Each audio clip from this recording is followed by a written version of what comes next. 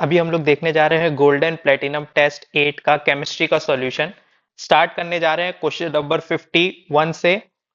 51 वाला क्वेश्चन हमें क्या कह रहा है? 51 वाला जो क्वेश्चन है वो हमें ये कह रहा है which fact is not valid for Dobereiner triads. तो जो हमारे डोबरनायर ट्राइड्स होते हैं उनके लिए हमारी कौन सी बात जो है वो वैलिड नहीं है। तो बोल रहा है the atomic weight of middle element is रफली average of other two element. तो हमको ये पता है कि डोबरीनर ट्राइड जो था, डोबरीनर ट्राइड के हिसाब से जो मिडिल वाला एलिमेंट होता था उसका जो वेट होता था, एटॉमिक वेट, वो लगभग लगभग एवरेज होता था। किसके एटॉमिक वेट के बराबर? जो उनसे मिलते सिमिलर एलिमेंट्स होते थे उनके एवरेज बराबर होता था। यानी अगर हम लोग बोलते हैं M3 का वेट हमको चाहिए, तो M3 का वेट क्या होता था? M1 का वेट प्लस M2 का वेट अपॉन 2। तो इस तरीके से ये वाली बात जो है वो एकदम ही करेक्ट है। ठीक, नेक्स्ट स्टेटमेंट देखेंगे। The property of middle element, यानी जो M3 की प्रॉपर्टी है वो रफली एवरेज हो जाती है किसके? अदर टू एलिमेंट के प्रॉपर्टी के। तो एवरेज नहीं होती है, प्रॉपर्टी तो सिमिलर होती है। जो M1 की प्रॉपर्टी होगी और जो M2 की प्रॉपर्टी होगी, इसकी प्रॉपर्टी जो होगी, इन तीनों ही एलिमेंट की प्रॉपर्टी आपस में सिमिलर होनी चाहिए, ना कि एवरेज होनी चाहिए। तो प्रॉपर्टीज में तीनों सिमिलर होंगे। जैसे कि एक डोबरनियर की बात करूं तो लिथियम, सोडियम और पोटेशियम, ये क्या है? ये डोबरनायर होते हैं। तो यहां पे हमें ये देखने को मिलता है कि तीनों की ही प्रॉपर्टी लगभग लगभग कैसी होती है? सिमिलर होती है। ठीक, तो हम मान के चलते हैं कि जैसा लिथियम होता है, लिथियम भी एक्सप्लोजिव टाइप का ही काम करता है, सिमिलरली सोडियम भी काम करता है, पोटेशियम भी काम करता है। तो हम लोग बोलते हैं कि यहां रफली वर्ड की जगह अगर सिमिलर वर्ड लिख देता तो ये स्टेटमेंट करेक्ट हो जाता। चूंकि यहां पे हमारा सिमिलर वर्ड नहीं यूज किया है, इस वजह से ये स्टेटमेंट गलत हो जाएगा। थर्ड स्टेटमेंट हमारा क्या कह रहा है? The element of triad belong to the same group of modern periodic table. तो अभी मैंने एग्जांपल लिखा था लिथियम, सोडियम और पोटेशियम, ये क्या है? ये डोबर नायर ट्राइड्स है। तो हमें पता है ये सभी के सभी क्या दिख रहे हैं हमको? ये फर्स्ट ग्रुप के एलिमेंट, यानी हमको एल्कली मेटल्स दिख रहे हैं। और एल्कली मेटल्स में ये सब सेम ग्रुप से बिलोंग कर रहे हैं। तो ये स्टेटमेंट जो है, जो बोल रहा है कि जो ट्राइड्स होते हैं वो सेम ग्रुप में हमारे प्रेजेंट होते हैं, ये स्टेटमेंट बिल्कुल ही करेक्ट हो जाएगा। लास्ट स्टेटमेंट ये कह रहा है the element of tried have same valence electron. तो अभी देखते हैं हम अपना एग्जांपल, लिथियम, सोडियम और पोटेशियम। ठीक है, इन सभी में हमारा वैलेंस इलेक्ट्रॉन कितना है? इन सभी में वैलेंस इलेक्ट्रॉन जो है वो 1 है। ठीक है ना? तो ये हमको देखने को मिल रहा है कि ट्राइड्स में जो वैलेंस इलेक्ट्रॉन होते हैं वो कैसे होते हैं? सेम होते हैं। तो ये बात भी करेक्ट हो गई। तो हमारा सब स्टेटमेंट सही था, सिर्फ कौन सा गलत था? बी, जहां पे रफली वर्ड यूज कर रहा था, यहां पे हमारा सिमिलर होना चाहिए था। तो ये स्टेटमेंट करेक्ट हो जाता है। तो हमारा आंसर कौन सा जाएगा? बी वाला जाएगा। ठीक है, नेक्स्ट देखेंगे क्वेश्चन नंबर 52। क्वेश्चन नंबर 52 में बोल रहा है how many elements are there in six period of periodic table. तो सिक्स पीरियड में हमारे कितने एलिमेंट प्रेजेंट होते हैं ये हमको बताना है। तो जब कभी भी हमसे पूछ ले नंबर ऑफ एलिमेंट बताइए, तो हम लोग फॉर्मूला यूज करते हैं। अब जो फॉर्मूला यूज करेंगे वो दो तरीके से यूज कर सकते हैं। एक इवन नंबर के लिए यूज कर सकते हैं और एक ऑड नंबर के लिए यूज कर सकते हैं। तो जब कभी भी हमारा इवन नंबर में पीरियड हो, जैसे यहाँ पे 6 पीरियड है और 6 एक इवन नंबर है, तो अगर इवन नंबर में हमको निकालना है कितने एलिमेंट हो, तो हम लोग फॉर्मूला यूज करते हैं n+2/2 का स्क्वायर। तो इससे हमको पता चल जाता है कितने हमारे एलिमेंट प्रेजेंट है उस पीरियड में। यदि ऑड नंबर है, जैसे यहाँ 6 पीरियड था, अगर यहाँ पे 7th पीरियड लिखा होता तो आपको ऑड का फॉर्मूला यूज करना पड़ता, और ऑड का फॉर्मूला होता है n+1 का स्क्वायर बाई 2। तो अभी इवन वाला फॉर्मूला इस्तेमाल करते हैं हम। यहाँ पे n की वैल्यू रखेंगे कितनी? अब चूंकि 6 पीरियड है तो n की वैल्यू 6 हो जाएगी, +2 का स्क्वायर बाई 2। 6+2 कितना हो जाएगा? 6+2 हमारा 8 हो जाएगा। 8 का स्क्वायर बाई 2, 8 का स्क्वायर कितना होता है? 8 8 64/2, यानी हमारा एलिमेंट कितना हो जाएगा? 32। 32 एलिमेंट्स हमारे प्रेजेंट होंगे किसमें? 6 पीरियड में। करेक्ट, तो ऑप्शन नंबर डी हमारा करेक्ट हो जाएगा, 32 एलिमेंट्स। अब नेक्स्ट क्वेश्चन देखेंगे 53 नंबर। 53 नंबर में बोल रहा है कि आईयूपीएसी नेम बताना है हमको एलिमेंट का जिसका एटॉमिक नंबर 120 है। तो 120 को हम लोग कैसे लिख सकते हैं आईयूपीएसी फॉर्मेट में? तो 1 के लिए हम लोग लिखते हैं अन, 2 के लिए लिखते हैं बाई, और 0 के लिए हम लोग लिखते हैं नील। और कोई अगर मेटल होता है या एलिमेंट होता है उसके लिए हम लोग सफिक्स क्या यूज करते हैं? आई यू एम। ठीक है, तो हमारा जो आंसर होना चाहिए वो क्या होना चाहिए? अन बाई नीलियम, करेक्ट, जो कि ऑप्शन नंबर फर्स्ट है, अन बाई नीलियम। और सिंबल में हम लोग को सबसे पहला लेटर उठाना होता है, तो वन के लिए हम लोग अन यूज करते हैं तो यू लेटर उठाएंगे, टू के लिए बाई यूज करते हैं तो हम लोग बी उठाएंगे, और नील के लिए हमें एन यूज करना है, ठीक। तो इस तरीके से यू बी एन यहां होना चाहिए, तो ऑप्शन नंबर ए हमारा करेक्ट ऑप्शन हो जाता। नेक्स्ट क्वेश्चन देखेंगे, क्वेश्चन नंबर 54। क्वेश्चन नंबर 54 में बोल रहा है the IUPAC nomenclature of an element with electronic configuration. हमें इलेक्ट्रॉनिक कॉन्फ़िगरेशन दे रखा है और यहां से हमको आईयूपीएसी नॉमेनक्लेचर करना है। तो जब कभी भी हमें इलेक्ट्रॉनिक कॉन्फ़िगरेशन दे दे और आईयूपीएसी नेम पूछे तो हमें सभी इलेक्ट्रॉनों का सम कर लेना होता है। तो यहाँ रेडॉन रेडॉन का एटॉमिक नंबर कितना होता है?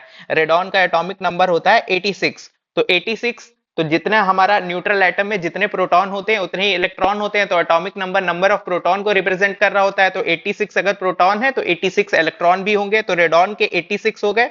अब एफ में हमारा कितना इलेक्ट्रॉन प्रेजेंट है? एफ में 14 इलेक्ट्रॉन प्रेजेंट है, तो इसको ऐड कर लीजिएगा। डी में 1 इलेक्ट्रॉन प्रेजेंट है, तो डी के इलेक्ट्रॉन को ले लेना है। उसके बाद एस में हम 2 इलेक्ट्रॉन प्रेजेंट है, तो एस के 2 इलेक्ट्रॉन ले लेना है। अब सभी का सम कर देना है, तो सम करने पे ये वैल्यू आती है 103 के इक्वल। 103 जो होता है, अब ये हमारा 100 के ऊपर का नंबर है, तो हमें यहाँ पे आईयूपीएसी नेमिंग करनी होगी। और 1 के लिए हम लोग यूज करते हैं क्या? अन।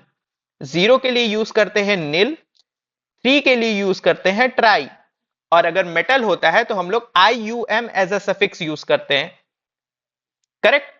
तो अब हमें ऑप्शन हमारा मैच करना है, हमारा आंसर क्या होना चाहिए? अननील ट्राइयम। अननील ट्राइयम हमारा आंसर होना चाहिए, जो कि ऑप्शन नंबर डी है, अननील ट्राइयम। यहां पे ध्यान देने वाली बात यह है कि ट्राई में भी आई जाता है, आई यू एम में भी आई आता है, तो हम एक ही आई को कंसीडर करते हैं। तो लिखते समय हमें यहां पे सिर्फ 1 आई दिखाना है, 2 आई नहीं दिखाते हैं, ठीक। Next question is question number 55।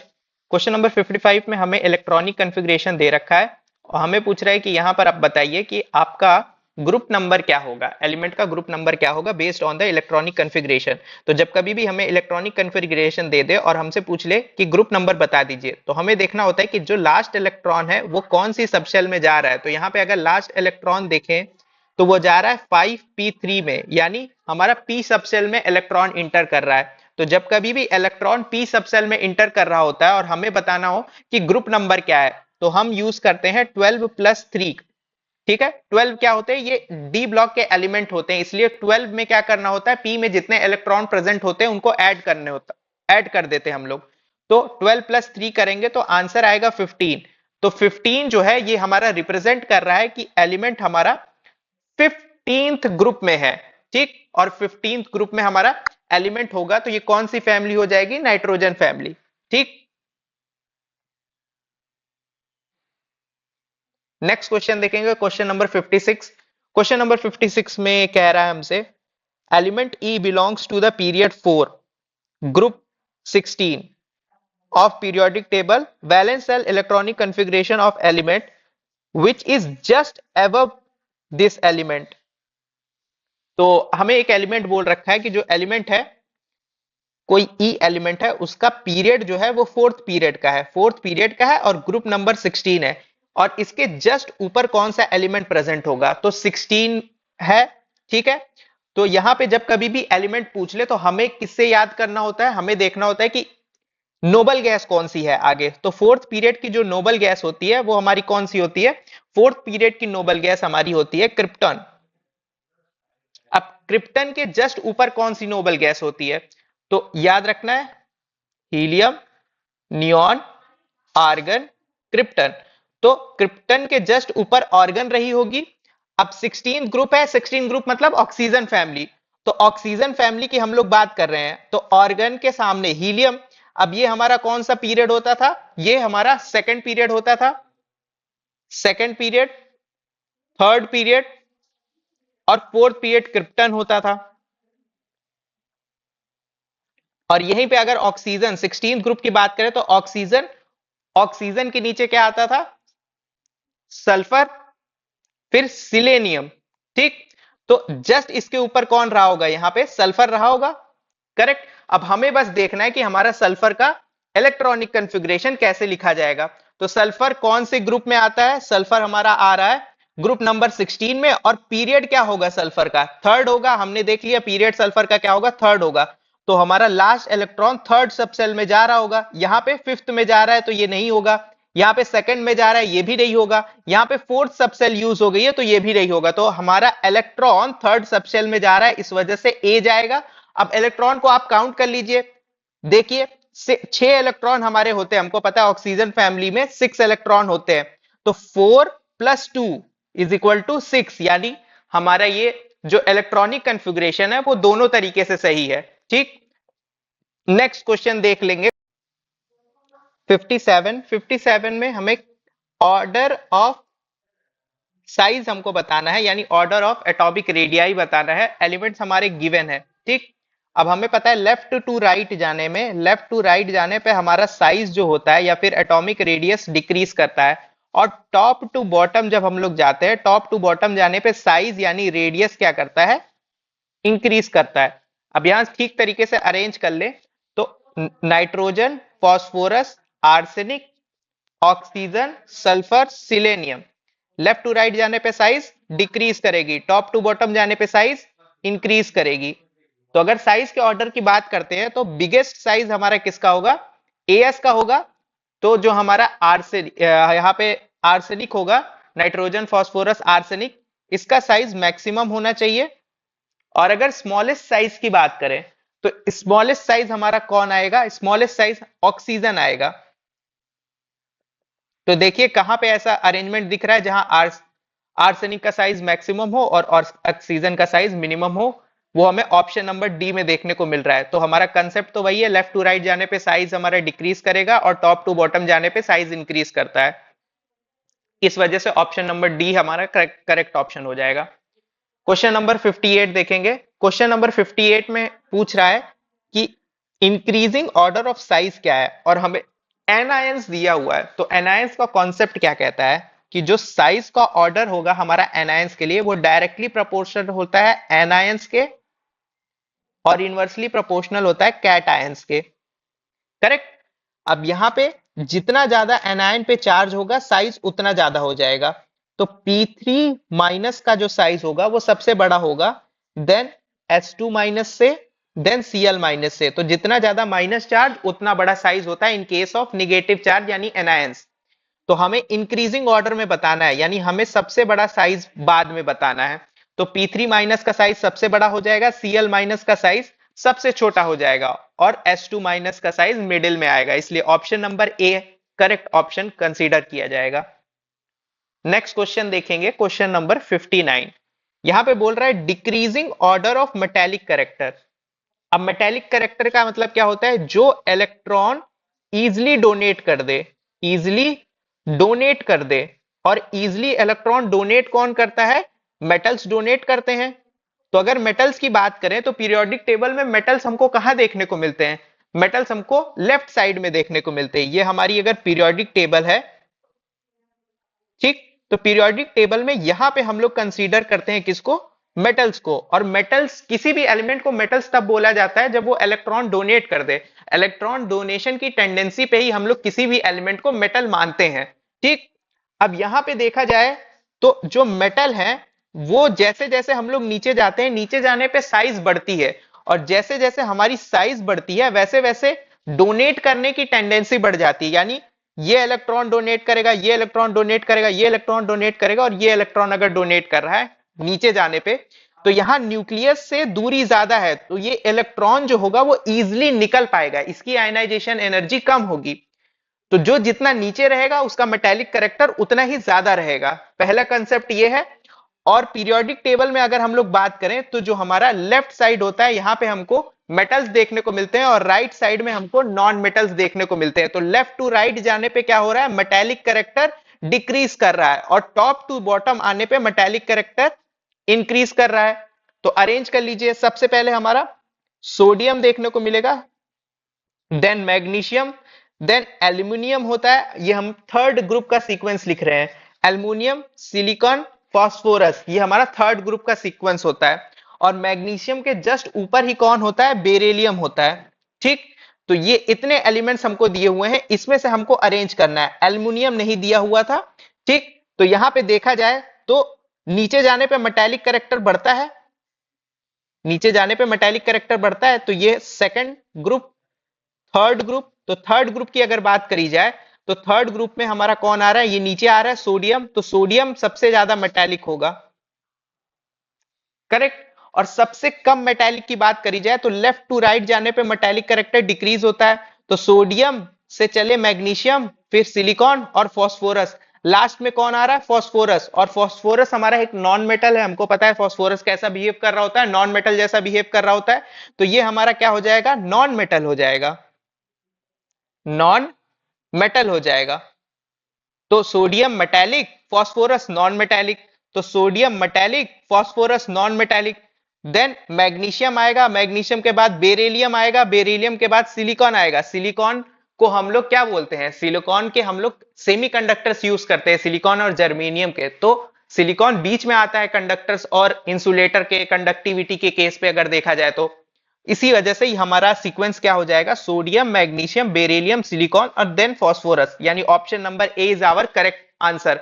तो हमें कंसेप्ट क्या याद रखना है, लेफ्ट टू राइट जाने पे हमारा जो मेटेलिक कैरेक्टर होता है वो इंक्रीज करता है, और टॉप इंक्रीज करता है, डिक्रीज करता है, डिक्रीज करता है। लेफ्ट टू राइट जाने पे मेटेलिक कैरेक्टर डिक्रीज करता है, और टॉप टू बॉटम आने पे मेटेलिक कैरेक्टर इंक्रीज करता है। इस बात को ध्यान रखना। और पीरियोडिक टेबल में लेफ्ट साइड मेटल्स प्रेजेंट होते हैं और राइट साइड हमारे नॉन मेटल्स प्रेजेंट होते हैं। क्वेश्चन नंबर 60 की बात करेंगे। क्वेश्चन नंबर 60 में अरेंज करना है हमको elements in increasing order of ionisation energy. तो आयनाइजेशन एनर्जी के इंक्रीजिंग ऑर्डर में अरेंज करना है। तो हमें पता है लेफ्ट टू राइट जाने पे आयनाइजेशन एनर्जी क्या होती है, आयनाइजेशन एनर्जी इंक्रीज होती है, और टॉप टू बॉटम जाने पे आयनाइजेशन एनर्जी डिक्रीज करती है। ठीक, ये हमारा कंसेप्ट कहता है। अब यहाँ पे जो एलिमेंट दिए गए हैं, मुझे दिख रहा है कि ये जो एलिमेंट है ये 16th और 15th ग्रुप के हैं। तो हमें 16 ग्रुप और 15 ग्रुप के एलिमेंट हमको लिख लेने हैं। 15 ग्रुप में हमारा कौन होता है, नाइट्रोजन, फास्फोरस और आर्सेनिक होता है। और अगर बात कर ली जाए 16 ग्रुप की, तो 16 ग्रुप में ऑक्सीजन, सल्फर और सिलेनियम होता है। तो लेफ्ट टू राइट जाने पे आयनाइजेशन एनर्जी इंक्रीज हो रही है। तो 16 ग्रुप का हमारा कौन सा एलिमेंट हमको गिवन है, 16 ग्रुप का सल्फर गिवन है। तो सल्फर की आयनाइजेशन एनर्जी हमें क्या देखने को मिल जाएगी, सल्फर की आयनाइजेशन एनर्जी हमको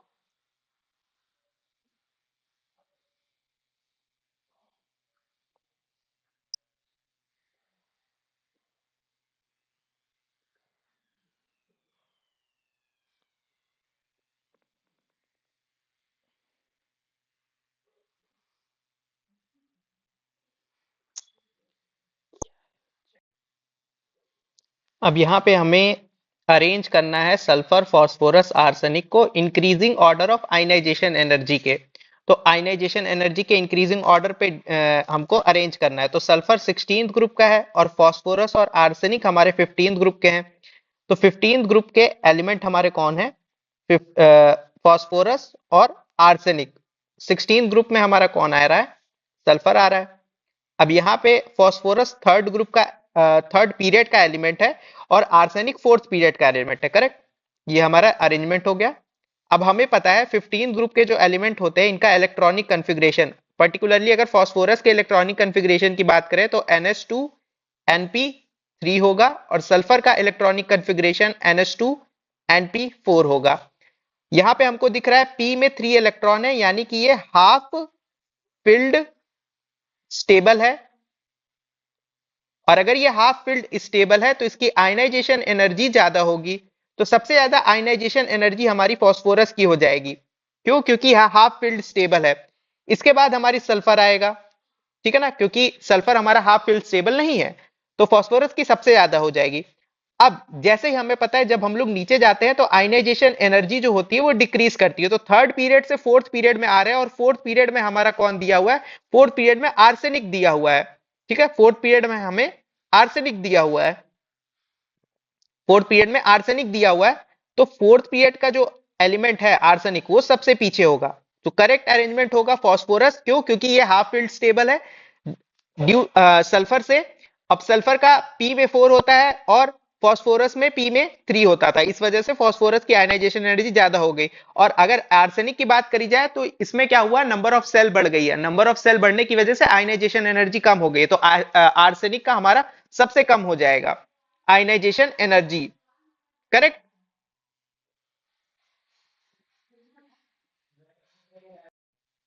नेक्स्ट क्वेश्चन, क्वेश्चन नंबर 61 में हमें करेक्ट ऑर्डर ऑफ इलेक्ट्रोनिगेटिविटी बताना है। तो जो इलेक्ट्रोनिगेटिविटी का ऑर्डर होता है, यहाँ पे फ्लोरीन, नाइट्रोजन, ऑक्सीजन और कार्बन है। फ्लोरीन की इलेक्ट्रोनिगेटिविटी है 4, ऑक्सीजन की इलेक्ट्रोनिगेटिविटी है 3.5, नाइट्रोजन की इलेक्ट्रोनिगेटिविटी है 3 और कार्बन की इलेक्ट्रोनिगेटिविटी है 2.5। तो मोस्ट इलेक्ट्रोनिगेटिव हमारा कौन हो जाएगा, मैक्सिमम इलेक्ट्रोनिगेटिविटी फ्लोरीन की है, तो फ्लोरीन की मैक्सिमम होनी चाहिए। यहाँ मिनिमम दिया है, मिनिमम दिया है, यहाँ पे मैक्सिमम दिया हुआ है और यहाँ पे मैक्सिमम दिया हुआ है। उसके बाद ऑक्सीजन आना चाहिए, ऑक्सीजन की इलेक्ट्रोनिगेटिविटी उसके बाद ज्यादा होती है यहाँ पे। और फ्लोरीन के बाद नाइट्रोजन दिया हुआ है तो गलत बात हो जाएगी, ठीक है। तो हमें पहला ऑप्शन ही हमारा करेक्ट मिल जाएगा। पर देखिए यहाँ पे ऑक्सीजन की इलेक्ट्रोनिगेटिविटी फ्लोरीन के बाद होगी, ऑक्सीजन से कम होती है नाइट्रोजन की, और नाइट्रोजन की फ्लोरीन से भी कम होती है। तो इस वजह से नाइट्रोजन की इलेक्ट्रोनिगेटिविटी फ्लोरीन से भी कम है और नाइट्रोजन की इलेक्ट्रिविटी ऑक्सीजन से भी कम है, और ऑक्सीजन की इलेक्ट्रोनिगेटिविटी कार्बन से भी ज्यादा है, कार्बन की 2.5 है। इस वजह से ऑप्शन नंबर 1 करेक्ट ऑप्शन चला जाएगा। नेक्स्ट क्वेश्चन हमें दिया हुआ है, which of the following element is considered as metalloid. तो हमसे पूछ रहा है इनमें से दिया गया कौन सा एलिमेंट हमारा मेटलॉइड है। तो अब हमें पता है ये जितने भी है, स्कैंडियम, लेड, बिस्मथ, टेलुरियम, ये जितने भी एलिमेंट हैं ये हमारे राइट साइड में आ रहे हैं। यानी हमारा अगर प्रॉपर मेटल की बात करी जाए तो वो पीरियोडिक टेबल में लेफ्ट साइड की तरफ होते हैं, और ये हमें राइट साइड के एलिमेंट्स दे रहे हैं हमें। अगर हमें राइट साइड के एलिमेंट्स दिए जाएं तो हमें पता है टॉप से बॉटम में जाने पर क्या होता है, मेटेलिक करेक्टर, ऊपर से नीचे की तरफ जाने पर मेटेलिक करेक्टर इंक्रीज करता है, ठीक है। मेटेलिक करेक्टर इंक्रीज करता है और लेफ्ट टू राइट जाने पे मेटेलिक करेक्टर डिक्रीज करता है। तो यहाँ पे ये फैक्चुअल क्वेश्चन है, याद रखना है कि जो टेलुरियम होता है वो मेटलॉइड की तरह काम करता है, ठीक। हमें पी ब्लॉक में कितने मेटलॉइड्स याद रखने हैं, एक जो इंपॉर्टेंट वाला है वो ध्यान रखना है हमको। हमें सिलिकॉन की चिप्स मिलती है हमारी, सिलिकॉन मेटलॉइड हो गया, जर्मेनियम मेटलॉइड हो गया, और ये एग्जांपल, ठीक है। टेलुरियम भी क्या है, मेटलॉइड की तरह ही काम करेगा। तो option number D correct option हो जाएगा। Next question, question number 63। Question number 63 में पूछ रहा है which is not correct order of stated property. तो लिखी गई प्रॉपर्टी में से कौन सा हमारा गलत दिया हुआ है। यहाँ पे एटॉमिक रेडियस का ऑर्डर दिया हुआ है, पहले बोल रहा है बेरियम, देन स्ट्रोंसियम, देन मैग्नीशियम। ये हमें एटॉमिक रेडियस का ऑर्डर दिया हुआ है। तो एटॉमिक रेडियस की बात करी जाए तो इसको इस तरह ना लिख करके अगर हम ऐसे लिखे तो ज्यादा क्लियर होगा, मैग्नीशियम, स्ट्रोंसियम, बेरियम। अब ज्यादा क्लियर होगा, ये हमारे सेकंड ग्रुप के एलिमेंट्स है और डाउन द ग्रुप जाने पे साइज इंक्रीज होता है, तो मैग्नीशियम के बाद स्ट्रोंसियम, स्ट्रोंसियम के बाद बेरियम, यानी ये बात बिल्कुल ही करेक्ट है। हमें इनकरेक्ट बताना है। सेकंड में बोल रहा है कि फर्स्ट आयनाइजेशन एंथैल्पी फ्लोरीन की ज्यादा होती है देन ऑक्सीजन देन नाइट्रोजन। अगर ऑक्सीजन और नाइट्रोजन को कंपेयर किया जाए तो ऑक्सीजन का इलेक्ट्रॉनिक कॉन्फ़िगरेशन होता है 1s2 2s2 2p2, और अगर बात करी जाए नाइट्रोजन की तो नाइट्रोजन का electronic configuration 1s2 2s2 2p3 हो जाएगा, ठीक। यहाँ पे ऑक्सीजन में 4 होना चाहिए, ठीक है, क्योंकि हमारा 2p4 होता है, ठीक। ऑक्सीजन में 2p4 होता है। अब नाइट्रोजन क्या है, नाइट्रोजन हाफ फील्ड है, तो नाइट्रोजन अगर हाफ फील्ड है तो आयनाइजेशन एनर्जी यहाँ पे p में 3 इलेक्ट्रॉन है, और p में 3 इलेक्ट्रॉन होने का मतलब हाफ फील्ड। तो p हमारा हाफ फील्ड है, तो अगर p हाफ फील्ड है तो इसकी आयनाइजेशन एनर्जी क्या होगी, ज्यादा होगी देन ऑक्सीजन। तो नाइट्रोजन की आयनाइजेशन एनर्जी ज्यादा होनी चाहिए ऑक्सीजन से, और यहां पे क्या दिया हुआ है, नाइट्रोजन की आयनाइजेशन एनर्जी कम है ऑक्सीजन से। इस वजह से सेकंड जो स्टेट प्रॉपर्टी है वो हमारी गलत हो जाएगी, ठीक। इलेक्ट्रॉन एफिनिटी की बात करी जाए तो क्लोरीन क्लोरीन फ्लोरीन और आयोडीन को जब हम लोग कंपेयर करते हैं तो यहाँ पे फ्लोरीन जो होता है उसकी साइज छोटी होती है। इलेक्ट्रॉन अगर देखा जाए तो चूंकि इलेक्ट्रोनिगेटिविटी ज्यादा है फ्लोरीन की, उसको ज्यादा लेना चाहिए इलेक्ट्रॉन, पर चूंकि साइज छोटा है इस वजह से उसकी एफिनिटी तो है लेने की, उसकी चाहत तो है इलेक्ट्रॉन्स को लेने की, पर उतना साइज नहीं है। इस वजह से क्लोरीन की एफिनिटी ज्यादा हो जाती है देन फ्लोरीन देन आयोडीन। इस वजह से ये भी क्या है, करेक्ट है एकदम। लास्ट में दिया हुआ है इलेक्ट्रोनिगेटिविटी का ऑर्डर, तो ऑक्सीजन देन सिलेनियम देन टिलेरियम, ये हमारा करेक्ट ऑर्डर है। अब वैसे भी हमको याद होता है जब हाइड्रोजन बॉन्डिंग पढ़ते हैं तो फोन पढ़ते हैं ना, तो ऑक्सीजन की इलेक्ट्रोनिगेटिविटी तो वैसे भी ज्यादा है, 3.5 के आसपास है। सिलेनियम टेलुरियम बहुत पीछे आते हैं। तो इस वजह से ये जो ऑर्डर है वो करेक्ट है इलेक्ट्रोनिगेटिविटी। क्वेश्चन नंबर 64 में हमें करेक्ट ऑर्डर बताना है एसिडिक नेचर का। तो एसिडिक नेचर ऑफ ऑक्साइड हमको बताना है कि क्या उसका करेक्ट ऑर्डर है। हमें पता है कि लेफ्ट से राइट जाने पे नॉन मेटल्स आते हैं। पीरियोडिक टेबल में जब हम लेफ्ट से राइट जाते हैं तो नॉन मेटल्स आते हैं, और लेफ्ट टू राइट जाने पे ही हमारा एसिडिक नेचर बढ़ता है। Acidic nature left to right जाने पे इंक्रीज करता है। हमारे एलिमेंट्स देखिए यहाँ पे क्या है, nitrogen, carbon, boron, beryllium, lithium. तो पीरियोडिक टेबल में अगर हम लोग अरेंज करते हैं तो लिथियम के बाद आता है बेरिलियम, बेरिलियम के बाद आता है बेरिलियम के बाद आता है बोरॉन, बोरॉन के बाद कार्बन, नाइट्रोजन। ये सीक्वेंस होता है कुछ। तो जब हम लोग लेफ्ट टू राइट मूव कर रहे हैं तो एसिडिक नेचर बढ़ेगा, यानी जो नाइट्रोजन वाला कंपाउंड होगा उसका ऑक्सीडेशन स्टेट या फिर कहें एसिडिक नेचर जो होगा वो काफी ज्यादा होगा।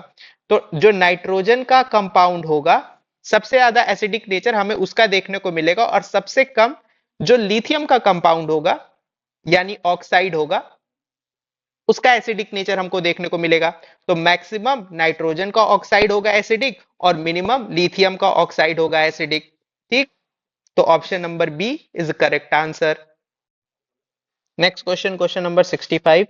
यहाँ पे हमें आइसो इलेक्ट्रॉनिक स्पीसीज दे रखी है, sodium plus, magnesium 2 plus, F minus, and यहाँ पे होना चाहिए ओ ऊपर में 2 माइनस। यहाँ पे करेक्ट ऑर्डर बताना है लेंथ का, बेसिकली हमें साइज का करेक्ट ऑर्डर बताना है। लेंथ बोल रहा है, रेडियाई बोल रहा है, तो अल्टीमेटली आपसे साइज का ऑर्डर जानना चाह रहे हैं यहाँ पे। तो हमें एक चीज याद रखनी है कि जो साइज का ऑर्डर होता है वो directly proportional to negative charge होता है और inversely proportional to positive charge होता है।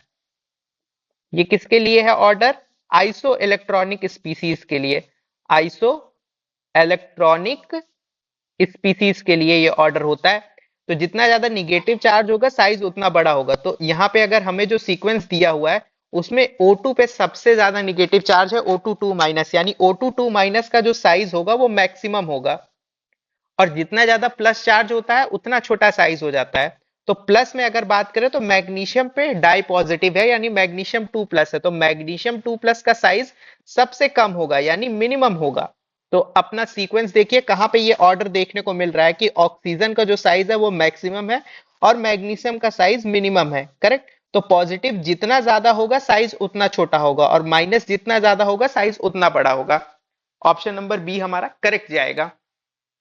नेक्स्ट क्वेश्चन देखेंगे। नेक्स्ट क्वेश्चन, क्वेश्चन नंबर 66 पूछ रहा है इनमें से कौन सा हमारा एक्टिनॉइड नहीं है। तो एक्टिनॉइड हमें पता होना चाहिए। पहले लेंथेनॉइड कहां से कहां तक होते हैं? लेंथेनॉइड हमारे होते हैं 58 से लेकर के 71 तक। एक्टिनॉइड्स की बात करें तो एक्टिनॉइड 90 से लेकर के 103 तक होते हैं। तो यहां पे देखिए सिर्फ एक ऑप्शन, ऑप्शन नंबर डी 65। तो 65 कहां पे आ रहा है? लेंथेनॉइड के सीक्वेंस में आ रहा है। लेंथेनॉइड 58 से 71 के बीच में होते हैं ना। एक्टिनॉइड्स तो 90 से लेकर के 103 के बीच में होते हैं। इस वजह से ऑप्शन नंबर डी यानी टर्बियम जो है वो लेंथेनॉइड है ना कि एक्टिनॉइड। ये क्या है? लेंथेनॉइड है ना कि एक्टिनॉइड। करेक्ट। नेक्स्ट क्वेश्चन देखेंगे, क्वेश्चन नंबर 67। क्वेश्चन नंबर 67 में हमें क्या कह रहा है? क्वेश्चन नंबर 67 में हमसे कह रहा है कि फर्स्ट आयनाइजेशन एंथैल्पी का ऑर्डर बता दीजिए सोडियम, मैग्नीशियम, एल्युमिनियम, सिलिकॉन में। तो अगर हमको फर्स्ट आयनाइजेशन एंथैल्पी का ऑर्डर याद है किसके लिए? सेकंड पीरियड के।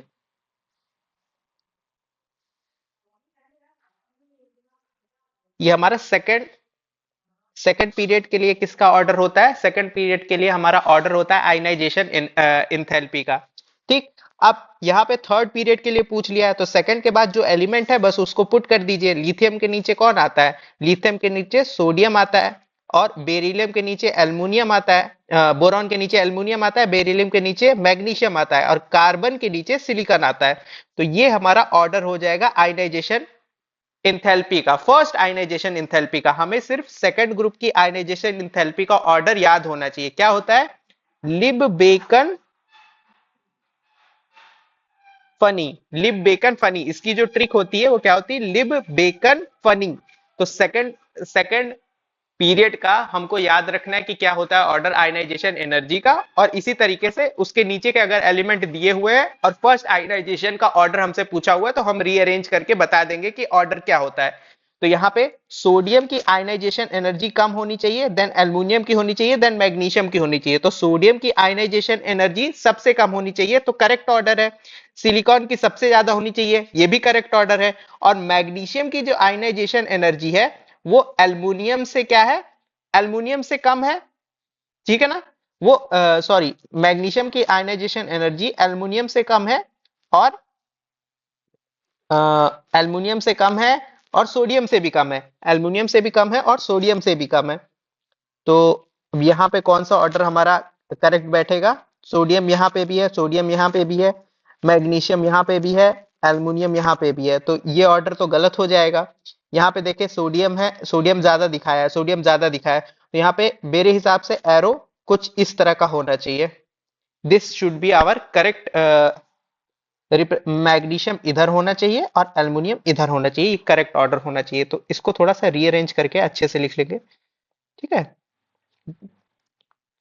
जो करेक्ट ऑर्डर है वो तो यही वाला है, ठीक है ना? This is our correct order. Sodium सबसे कम है, सिलिकॉन ये है, एल्युमिनियम एल्युमिनियम की आयनाइजेशन एनर्जी से ज्यादा सोडियम से ज्यादा, मैग्नीशियम की आयनाइजेशन एंथैल्पी ज्यादा है, ठीक है? मैग्नीशियम की आयनाइजेशन एंथैल्पी एल्युमिनियम से ज्यादा है, और एल्युमिनियम की आयनाइजेशन एंथैल्पी और मैग्नीशियम की आयनाइजेशन एंथैल्पी सोडियम से कम है। मैग्नीशियम की आयनाइजेशन एंथैल्पी इधर, हाँ ये ऑर्डर सही है, करेक्ट करेक्ट ऑर्डर है। यहाँ पे बस आगे पीछे करके दे दिया था ना, इसको रीअरेंज करना था हमको। तो this is our correct order, ये हमारा करेक्ट ऑर्डर है, ये इसी तरीके से प्लेस किया जाएगा। तो आगे पीछे करके दिया हो, इसमें घबराना नहीं है। हमको हमारा करेक्ट ऑर्डर ढूंढना है। तो करेक्ट ऑर्डर बाकी किसी में तो मिल नहीं रहा था, बाकी सब में गलत ही दिया हुआ था, तो वैसे भी ये ऑर्डर हमारा करेक्ट ही जाता, ठीक? तो इसको एक बार ठीक से रीअरेंज करना है। क्वेश्चन नंबर 68 हो जाएगा। 68 में हमें बताना है ऑक्साइड हमारा कैसा होगा। तो सीओ जो होता है वो हमारा न्यूट्रल होता है। सीओ कैसा होता है? न्यूट्रल, ठीक है? सीओ हमारा न्यूट्रल ऑक्साइड होता है। अब बात करी जाए मेटल ऑक्साइड की, तो जो मेटल के ऑक्साइड होते हैं वो बेसिक नेचर में होते हैं। तो बी क्या है? मेटल है, तो इसका जो ऑक्साइड होगा, मेटल है ये, तो इसका ऑक्साइड बेसिक होगा। तो याद रखना मेटल के ऑक्साइड बेसिक नेचर में होते हैं। फिर Al2O3, Al2O3 एम्फोटेरिक नेचर में होता है, यानी ये एसिडिक की तरह भी बिहेव कर सकता है और बेसिक की तरह भी बिहेव कर सकता है। बात करी जाए किसकी? बात करी जाए Cl2O7 की, तो ये नॉन मेटल का ऑक्साइड है, और नॉन मेटल का ऑक्साइड एसिडिक नेचर में होता है। तो ए का 2 यानी ऑप्शन नंबर ए यही हमारा मैच कर रहा है, इस वजह से करेक्ट ऑप्शन ये चला जाएगा। अब देखेंगे क्वेश्चन नंबर 70। क्वेश्चन नंबर 70 में बोल रहा है which of the following statement about modern periodic table is incorrect. Incorrect statement हमको बताना है। यहाँ पे बोल रहा है the element in the modern periodic table are arrange on the basis of decreasing atomic number. तो मॉडर्न पीरियोडिक टेबल में हमने एलिमेंट्स को अरेंज किया है इंक्रीजिंग एटॉमिक नंबर के बेसिस पे, ना कि डिक्रीजिंग एटॉमिक नंबर के बेसिस पे। तो फर्स्ट स्टेटमेंट गलत हो जाएगा। सेकंड पढ़ेंगे, the element in the modern periodic table are arrange on the basis of increasing atomic mass. हमने मॉडर्न पीरियोडिक टेबल में एलिमेंट को इंक्रीजिंग एटॉमिक मास के फॉर्म में अरेंज किया है, ऐसा स्टेटमेंट कह रहा है, जो कि गलत बात है। मॉडर्न पीरियोडिक टेबल हमारी बेस थी एटॉमिक नंबर के ऊपर, एटॉमिक नंबर के ऊपर, ना कि मास नंबर के ऊपर।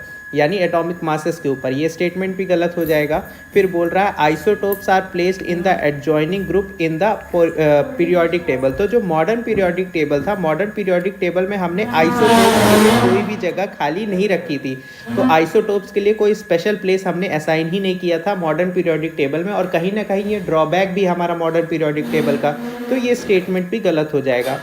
लास्ट स्टेटमेंट क्या कह रहा है, the element in the modern periodic table are arrange on the basis of increasing atomic number. तो ये बात भी सही है कि मॉडर्न पीरियोडिक टेबल में हमने बेस एटॉमिक नंबर को बनाया था और उसके इंक्रीजिंग ऑर्डर में एलिमेंट को अरेंज किया था। इस वजह से स्टेटमेंट 1, 2 एंड 3 इनकरेक्ट हो जाएंगे और लास्ट स्टेटमेंट हमारा जो होगा वो करेक्ट हो जाएगा। क्वेश्चन नंबर 71 देखेंगे। क्वेश्चन नंबर 71 में हमसे कह रहा है कंसीडर द फॉलोइंग स्टेटमेंट। सभी स्टेटमेंट को पढ़ना है और हमें बताना है कौन सा स्टेटमेंट हमारा करेक्ट है। फर्स्ट स्टेटमेंट कह रहा है the atomic radii decreases across the row in the periodic table when we move from left to right. तो हमें पता है जब हम लोग लेफ्ट टू राइट जाते हैं तो साइज क्या होता है, साइज डिक्रीज करता है, और साइज डिक्रीज करता है यानी कि हमारा जो रेडियस होगा, एटॉमिक रेडियस, वो भी डिक्रीज करेगा। तो ये तो बिल्कुल करेक्ट बात हो जाएगी। ठीक, नेक्स्ट स्टेटमेंट पढ़ेंगे। नेक्स्ट स्टेटमेंट कह रहा है atomic radii increases down the column as we move from top to bottom. तो हमें पता है जब हम लोग टॉप टू बॉटम जाते हैं तो नंबर ऑफ सेल्स हमारी ऐड होती है। तो नंबर ऑफ सेल ऐड होने की वजह से जो एटॉमिक रेडियाई होता है वो इंक्रीज कर जाता है, इस वजह से हमारा साइज भी इंक्रीज करता है। तो ये भी हमारी करेक्ट बात हो जाएगी।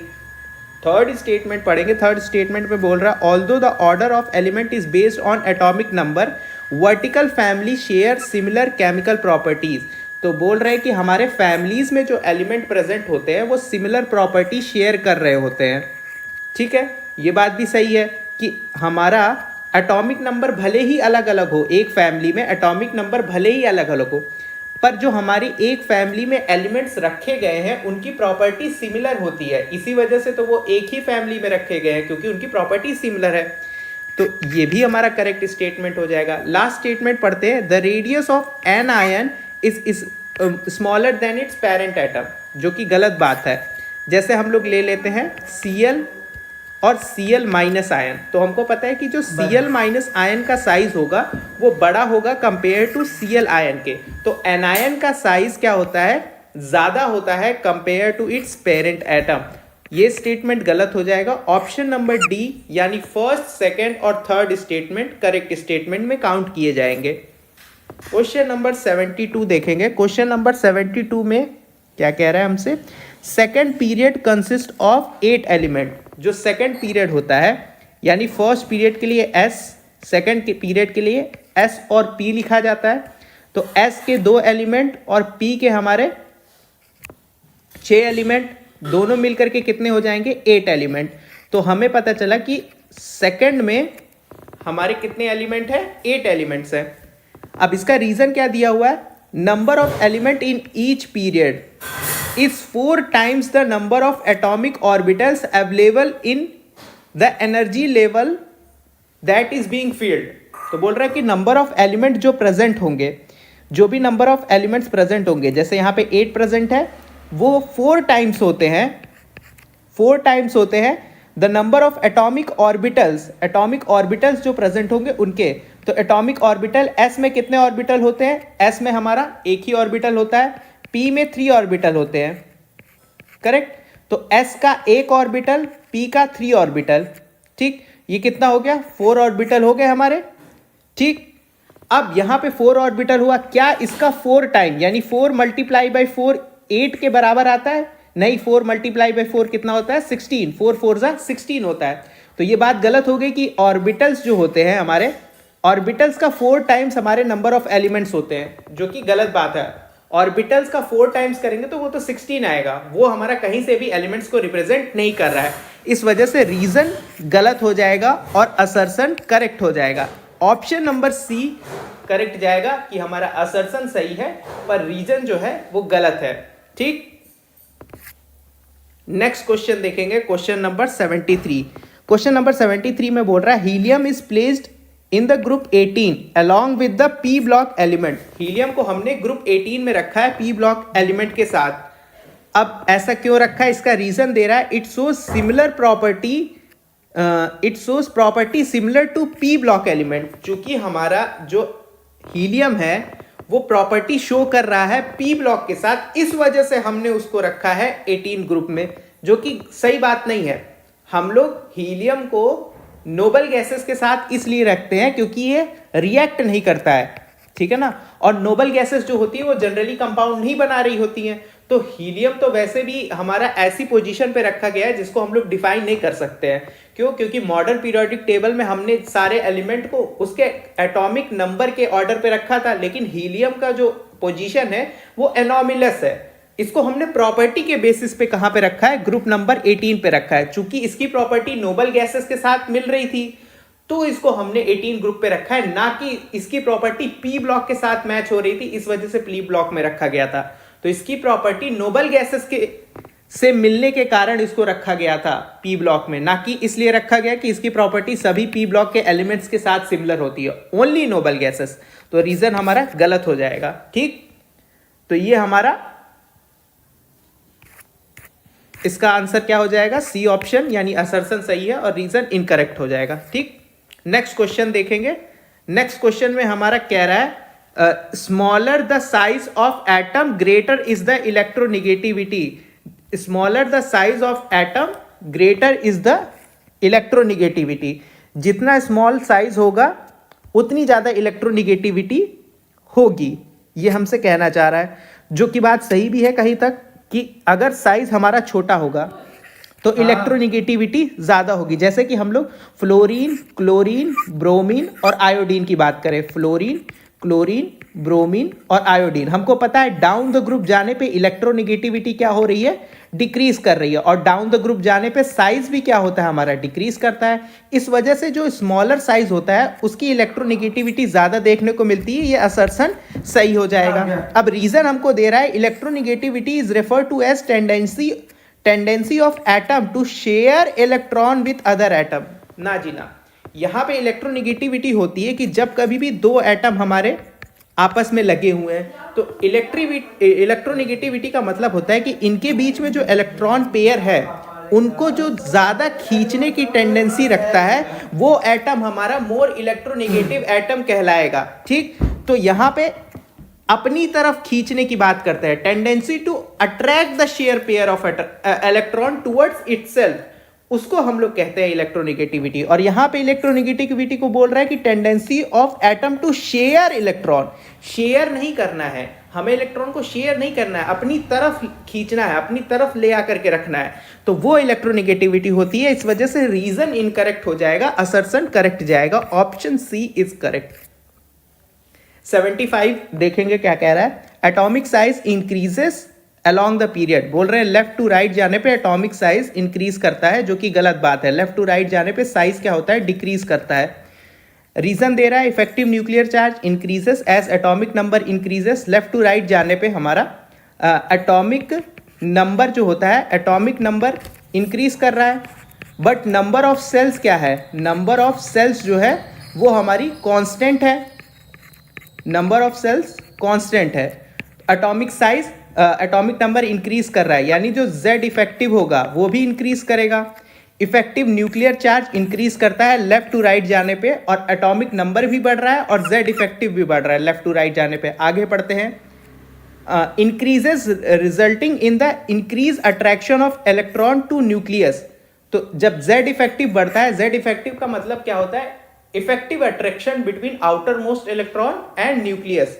तो न्यूक्लियस के बीच में और जो हमारा आउटर मोस्ट इलेक्ट्रॉन प्रेजेंट है उसके बीच में अट्रैक्शन को बता रहा होता है Z इफेक्टिव, और लेफ्ट टू राइट जाने पे Z इफेक्टिव इंक्रीज हो रहा है, इस वजह से जो अट्रैक्शन है वो भी इंक्रीज कर रहा होगा, यानी रीजन करेक्ट हो जाएगा बट असर्शन इनकरेक्ट हो जाएगा। तो option D is our correct answer, कि हमारा असर्शन गलत है, रीजन जो है वो एकदम ही सही। क्वेश्चन नंबर 76 देखेंगे। क्वेश्चन नंबर 76 में बोल रहा है कौन सा मॉलिक्यूल हमारा लुईस एसिड की तरह बिहेव करेगा। तो लुईस एसिड वो होते हैं जो इलेक्ट्रॉन एक्सेप्ट कर ले, तो जो इलेक्ट्रॉन एक्सेप्ट कर लेगा वो हमारा लुईस एसिड की तरह हो जाएगा। अब देखिए यहाँ नाइट्रोजन के पास 2 लोन पेयर होता है, फॉस्फोरस के पास भी क्या कहते हैं 1 lone pair, 2 electron 1 lone pair, ठीक है ना। और ऑक्सीजन के पास 2 बॉन्ड बनाए हैं तो 2 बॉन्ड बना लिया, और 6 होते हैं इसके पास, तो 2 और 2 ये इलेक्ट्रॉन, यानी इसके पास कितने बचेंगे? 2 लोन पेयर बचेंगे।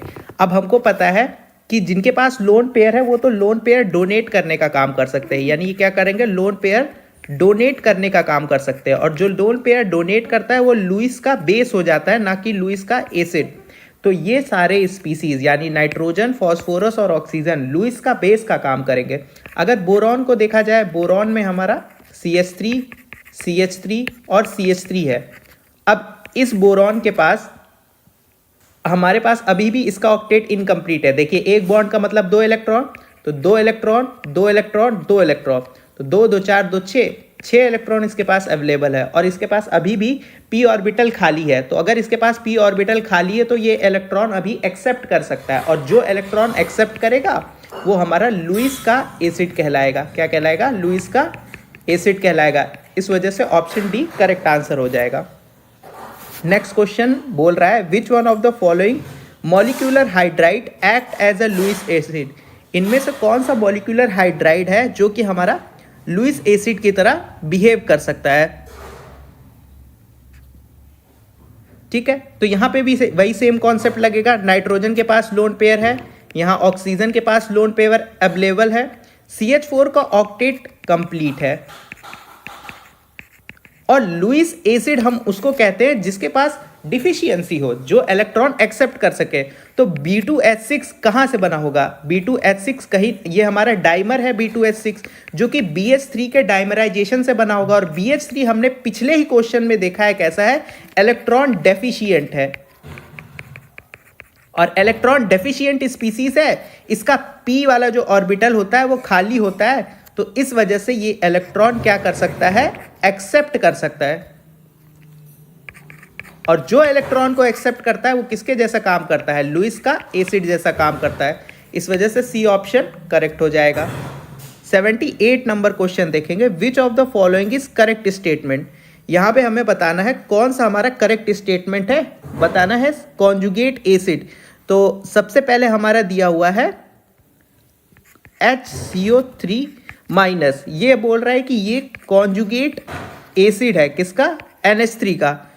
तो NH3 का हम लोग अगर बनाते हैं कॉन्जुगेट बेस, कॉन्जुगेट बेस का मतलब क्या हो गया कि इसमें से हमें एक H+ हटा देना है, तो हमारा बन जाएगा कॉन्जुगेट बेस NH2 माइनस। और इसको जब हम लोग दे देते हैं एक H+, ठीक है, इसको इसमें एक H+ ऐड कर देंगे तो ये NH4+ हो जाएगा। तो NH4+ किसके जैसा काम करेगा? कॉन्जुगेट एसिड की तरह काम करेगा। यहाँ पे बोल रहा है HCO3, तो कोई रिलेशन ही नहीं है, तो ये इनकरेक्ट हो जाएगा। नेक्स्ट में देखिए बोल रहा है NH2 minus is a conjugate acid of NH3। तो NH2 माइनस तो कॉन्जुगेट बेस है, हमने देखा NH2 माइनस क्या है? कॉन्जुगेट बेस है। यहाँ कॉन्जुगेट एसिड बोल रहा है, ये भी गलत हो जाएगा। H2SO4 की बात कर लेते हैं, तो यहाँ पे HSO4 माइनस, अब HSO4 माइनस में हम लोग एक H+ हटा देंगे, तो एक H+ हटाने की वजह से ये बनेगा SO4 2 माइनस, जो कि कॉन्जुगेट बेस का काम करेगा। और अगर हम इसे एक H+ दे देते हैं तो ये क्या बन जाएगा? H2SO4, जो कि कॉन्जुगेट एसिड का काम करेगा HSO4 माइनस का। तो यहाँ पे बोल रहा है H2SO4 इज कॉन्जुगेट एसिड, तो हमने देखा HSO4 माइनस में जब एक H+ ऐड करते हैं तो कॉन्जुगेट एसिड बन जाता है, जो कि किसका कॉन्जुगेट एसिड है? HSO4 माइनस का। तो ये स्टेटमेंट बिल्कुल ही करेक्ट हो जाएगा। अब लास्ट वाला भी NH3 के लिए दिया हुआ है, बोल रहा है NH3 is a conjugate base of NH2 minus. तो NH2 माइनस में जब हम लोग एक H+ हटा देते हैं तो बनता है क्या? NH2 माइनस, ठीक है। तो यहाँ पे NH2 माइनस क्या बना है? Conjugate base. यहाँ हमसे बोल रहे हैं कि अमोनिया कॉन्जुगेट बेस बनेगा, जो कि गलत बात है, ठीक है ना। NH2 माइनस कॉन्जुगेट बेस बनना चाहिए। इस वजह से ऑप्शन नंबर सी ही सबसे ज़्यादा करेक्ट ऑप्शन जाएगा। 79 देखते हैं। 79 में हमसे बोल रहा है the value of ionic product of water. तो जो आयनिक प्रोडक्ट ऑफ वाटर होता है, जब कभी भी हम लोग वाटर के लिए लिखते हैं, H2O को ब्रेक करते हैं तो H+ और OH माइनस आयन लिखते हैं। तो जब इसका हम लोग आयनिक प्रोडक्ट लिख रहे होते हैं, ठीक है, तो क्या कैसे लिखते हैं? ये सब एक्वस में है, इसको लिख देते हैं लिक्विड, क्योंकि वाटर हमारा लिक्विड फॉर्म में होता है रूम टेम्परेचर पे। H+ एक्वस और OH माइनस एक्वस प्रोडक्ट ऊपर लिखा जाता है H प्लस OH माइनस और H2O लिक्विड फॉर्म में। और हमको पता है कि लिक्विड फॉर्म वाली चीज़ें जो रहती हैं वो कांस्टेंट रहती हैं, तो हम लोग इसको Kc से मल्टीप्लाई कर देते हैं।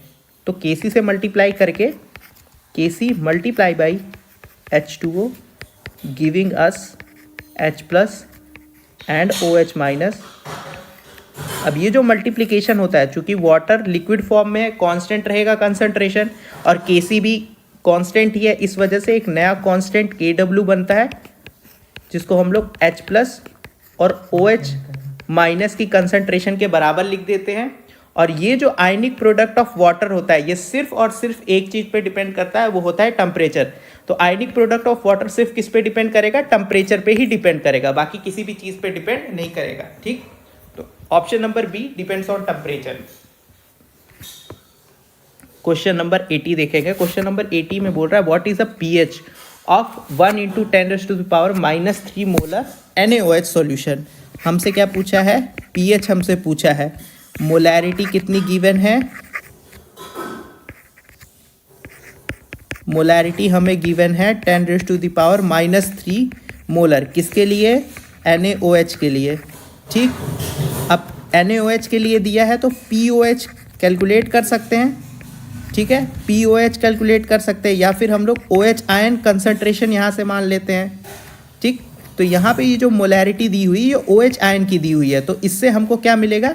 OH आयन का कंसंट्रेशन मिलेगा। तो OH आयन का कंसंट्रेशन यहाँ पे 10⁻³ दिया हुआ है। यहाँ पे गलती ये कर सकते हैं कि इसी को हम लोग H प्लस आयन का कंसंट्रेशन मान ले। नहीं, ये हमारा किसका कंसंट्रेशन दिया हुआ है? NaOH का कंसंट्रेशन दिया हुआ है। NaOH का कंसंट्रेशन मतलब OH आयन का कंसंट्रेशन हमें दिया हुआ है 10⁻³ ठीक है।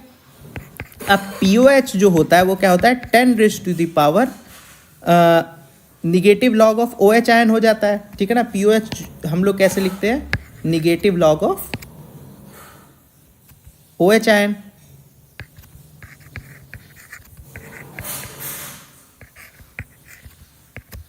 ठीक, यहाँ पे निगेटिव लॉग ऑफ 10⁻³ लिख देंगे, ये आ जाएगा हमारा 3 के बराबर। तो हमारा OH आयन कंसंट्रेशन किसके बराबर आ गया? 3 के बराबर आ गया। सॉरी, POH हमारा किसके बराबर आ गया? 3 के बराबर आ गया।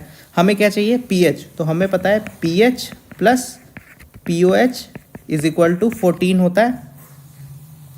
pH हमको चाहिए, POH हमने 3 निकाला है, ये 14 है, तो pH is equal to 14 minus 3 जो कि 11 के बराबर आएगा। आंसर P चला जाएगा। ठीक है, नेक्स्ट क्वेश्चन देखेंगे, क्वेश्चन नंबर 81। क्वेश्चन नंबर 81 में बोल रहा है अ वीक एसिड जिसका Ka का वैल्यू हमको दिया हुआ है। Ka का वैल्यू है 1 इंटू 10⁻⁻5। ठीक है, और बोल रहा है कि नंबर ऑफ मोल्स जो है, नंबर ऑफ मोल्स वो कितने हैं? 0.10 मोल्स है। Of this is dissolve in 1 litre of water, यानी वॉल्यूम हमारा कितना है? 1 लीटर है। The percentage of acid dissociated at equilibrium is closest to, तो हमें परसेंटेज बताना है कितना होगा हमारा अल्फा का। ठीक है, इसका परसेंटेज बताना है। तो सबसे पहले हम लोग मोलैरिटी निकाल लेते हैं। मोलैरिटी होता है number of moles upon volume. Number of moles हमको गिवन है 0.10, वॉल्यूम 1 लीटर गिवन है, तो 1 पुट कर देंगे हम लोग। यहां से हमें क्या मिल जाएगी? मोलैरिटी मिल जाएगी, यानी कंसंट्रेशन मिल जाएगा। अब हमको कंसंट्रेशन मिल गया तो अल्फा निकल लेंगे √Ka/C से। K का वैल्यू हमारा गिवन है 1 इंटू 10⁻⁻5, 1 इंटू 10⁻⁻5। कंसंट्रेशन गिवन है हमारी, अभी हमने निकाला है 0.1। ठीक, तो ये हो जाएगा 10⁻⁻4 और 10⁻⁻2। ये हमारा क्या आ गया? अल्फा आ गया। अब अल्फा हमको परसेंटेज में बताना है, तो क्या करेंगे? 100 से मल्टीप्लाई, 100 से मल्टीप्लाई मतलब 10⁻² से मल्टीप्लाई, तो 10⁻², 10⁻⁻2 कैंसिल, तो अल्फा की वैल्यू 1 के बराबर आ जाएगी। इस वजह से ऑप्शन नंबर ए करेक्ट चला जाएगा। ठीक, 1%। नेक्स्ट क्वेश्चन देखेंगे। नेक्स्ट क्वेश्चन में बोल रहा है if equimolar solution of HF, HCOOH and HCN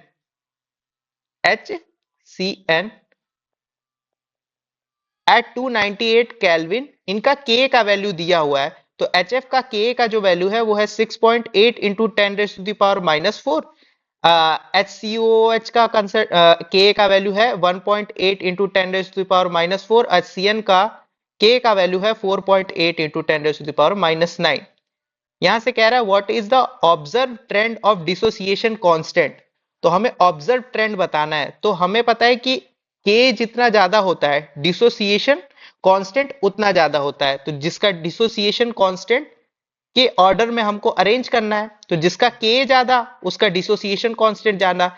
यहाँ पे सबसे ज्यादा के किसका है, HF का है।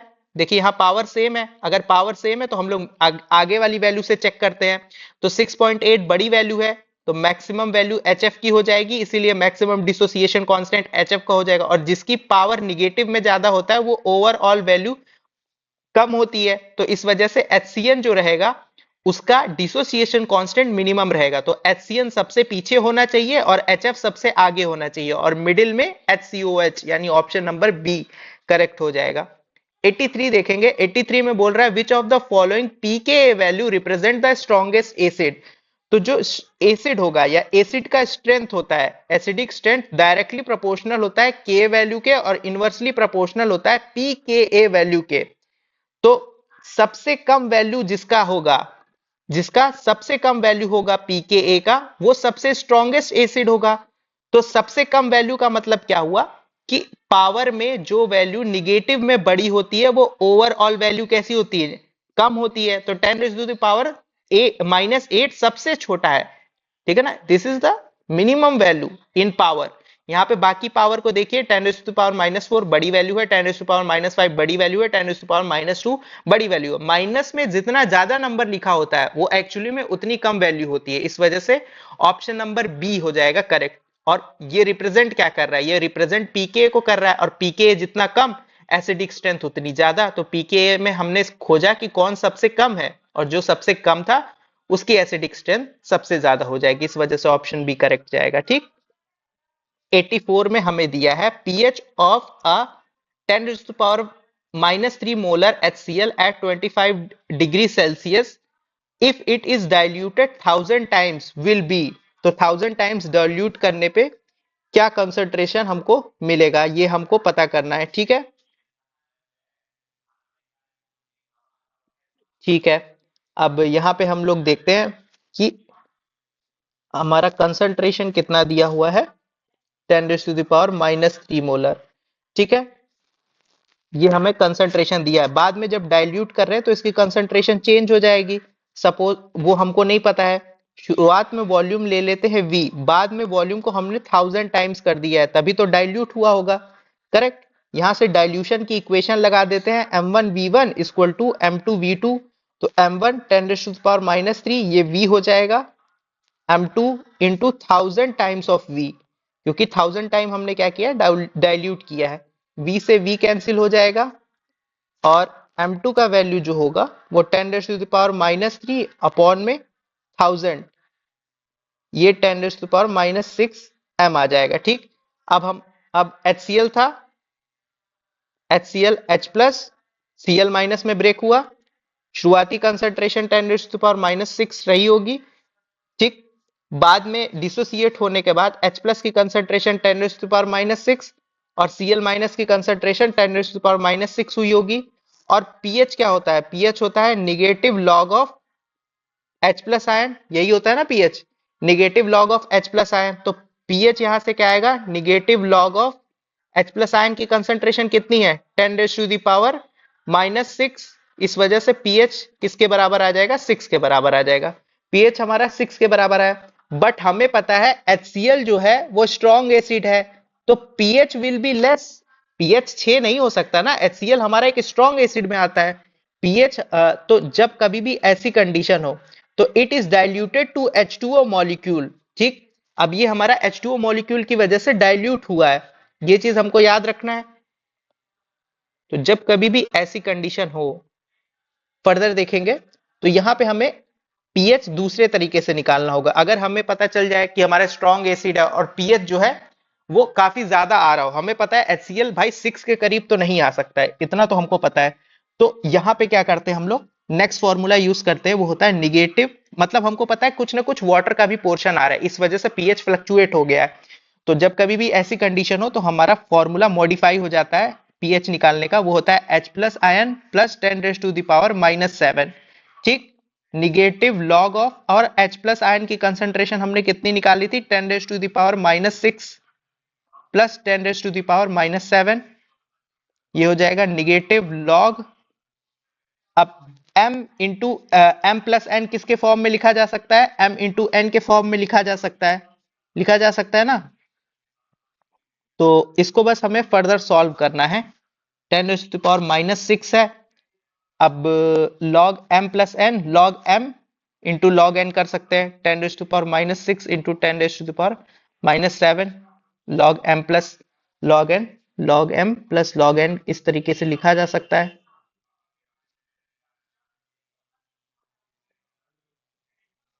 यहां से हम कॉमन निकाल सकते हैं कुछ चीजें, अगर चाहते तो यहीं पे भी कॉमन निकाल सकते थे। 1 मिनट इसको यहीं पे कॉमन निकाल लेते हैं तो एक स्टेप हमारा बच जाएगा।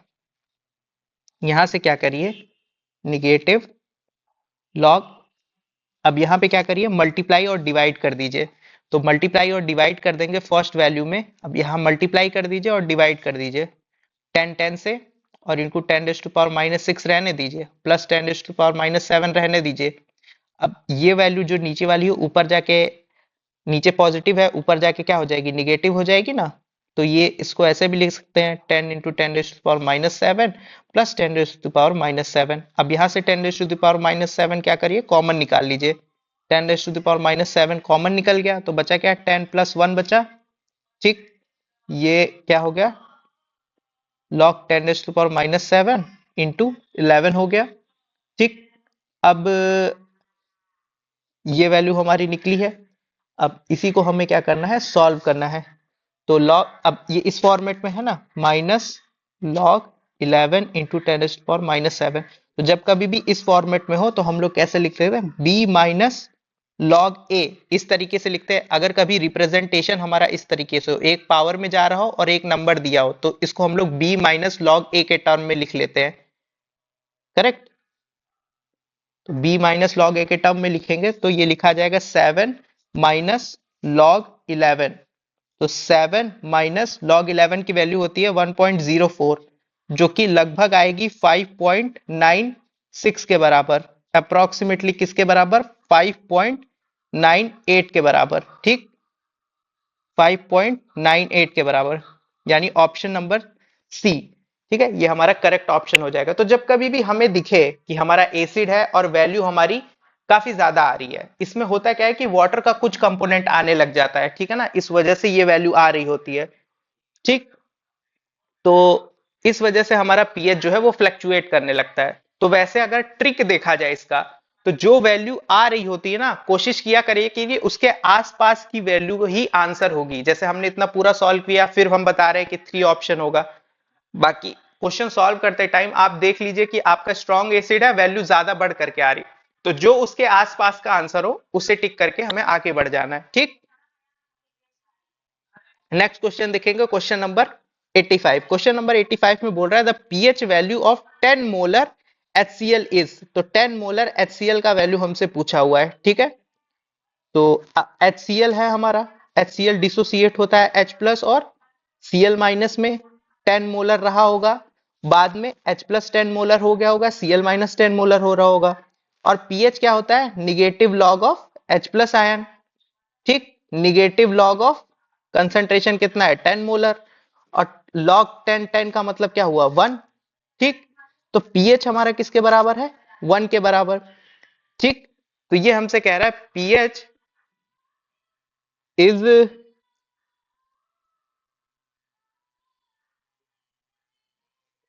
10, ये माइनस का 1 आएगा ना, देखो पावर में प्लस का 1 है तो इधर आकर के -1 होगा। तो -1 जो वैल्यू होगी, -1 जो वैल्यू रहती है वो हमारी लेस देन 0 है। देखिए हमें नंबर सिस्टम पता है, ये 0 होता है, इधर साइड +1 होता है और इधर साइड -1 होता है। तो जो -1 वैल्यू है वो 0 से भी छोटी है, इसलिए जो वैल्यू हमारी आई है पीएच की वो -1 आई है, which is less than 0। Option number A correct जाएगा। ठीक, 86 वाला देखेंगे। 86 में हमें कह रहा है KF प्लस H2O, K हमको दिया हुआ है, फिर बोल रहा है F minus plus H2O, K भी दिया हुआ है। करेक्ट रिलेशन हमको विच of the following relation is correct, इनमें से कौन सा रिलेशन करेक्ट है। ठीक है भाई, देखते हैं। सबसे पहले K लिख लेते हैं। K का एक्सप्रेशन क्या हो जाएगा, H प्रोडक्ट पहले लिखा जाता है ऊपर, F माइनस, और रिएक्टेंट नीचे लिखा जाता है HF H2O। ठीक, के भी अगर हम लोग लिखें तो क्या लिखेंगे, HF OH minus upon H2O और F माइनस। ठीक, ये होता है। अब अगर हम लोग के और के बी को मल्टीप्लाई करते हैं, ठीक, के और के बी को मल्टीप्लाई करते हैं, तो देखिए अगर ये दोनों मल्टीप्लाई होगा तो H3O plus ion F ion upon में HF H2O multiply by HF OH H2O F minus. ठीक है, इक्वेशन 1 और इक्वेशन 2 को मल्टीप्लाई कर रहे हैं, तो यहां से दिखेगा HF से HF कैंसिल होगा, F से F कैंसिल होगा। ठीक है, और यहाँ पे हमारा क्या प्रेजेंट है, ये इतनी चीजें हमारी कैंसिल हो गई। ठीक है, और जो के डब्ल्यू होता है, के डब्ल्यू का मतलब क्या होता है, के डब्ल्यू जो होता है वो होता है H3O प्लस आयन या फिर H प्लस और OH माइनस। यहाँ पे H3O प्लस के फॉर्म में दिया हुआ है, इसलिए हम लोग चाहे H प्लस लिखिए चाहे H3O प्लस लिखिए, दोनों ही हमारा सेम ही चीज होता है। ठीक है ना, तो अब यहां से अगर ये H2O देखा जाए, इसको हमने अपॉन में किया है, मतलब इसको मल्टीप्लाई कर रहे हैं ना, तो यहाँ पे हमारा सिर्फ क्या बच रहा है, फाइनल जब इसको हमने मल्टीप्लाई किया तो फाइनल अल्टीमेटली क्या बच रहा है, अल्टीमेटली बच रहा है H3O minus ion OH ion, और नीचे क्या बच रहा है, H2O बच रहा है ना। और हमने देखा था कि यहाँ पे जो KC, जो हमें केसी लिखा जाता है, पिछला वाला क्वेश्चन याद रखिए जहां हम लोग आयनिक प्रोडक्ट ऑफ वाटर निकाल रहे थे, तो इस H2O को जब हम लोग इधर लेकर के गए थे, ठीक, क्योंकि H2O हमारा लिक्विड है, इसकी कंसंट्रेशन चेंज हो नहीं रही होगी, तो Kc और H2O मिलकर के Kw बनाया होगा, यहां से आया होगा H3O माइनस आयन और OH माइनस आयन। ठीक है, तो देखिए क्या ये जब हम लोग K और Kb को मल्टीप्लाई कर रहे हैं तो Kw का एक्सप्रेशन ही नहीं मिल जा रहा है, मिल जा रहा है। तो यहां से हमें ये पता चला कि जो फाइनल एक्सप्रेशन हमको मिलेगा वो क्या मिलेगा, K इंटू के बी इज इक्वल टू के डब्ल्यू।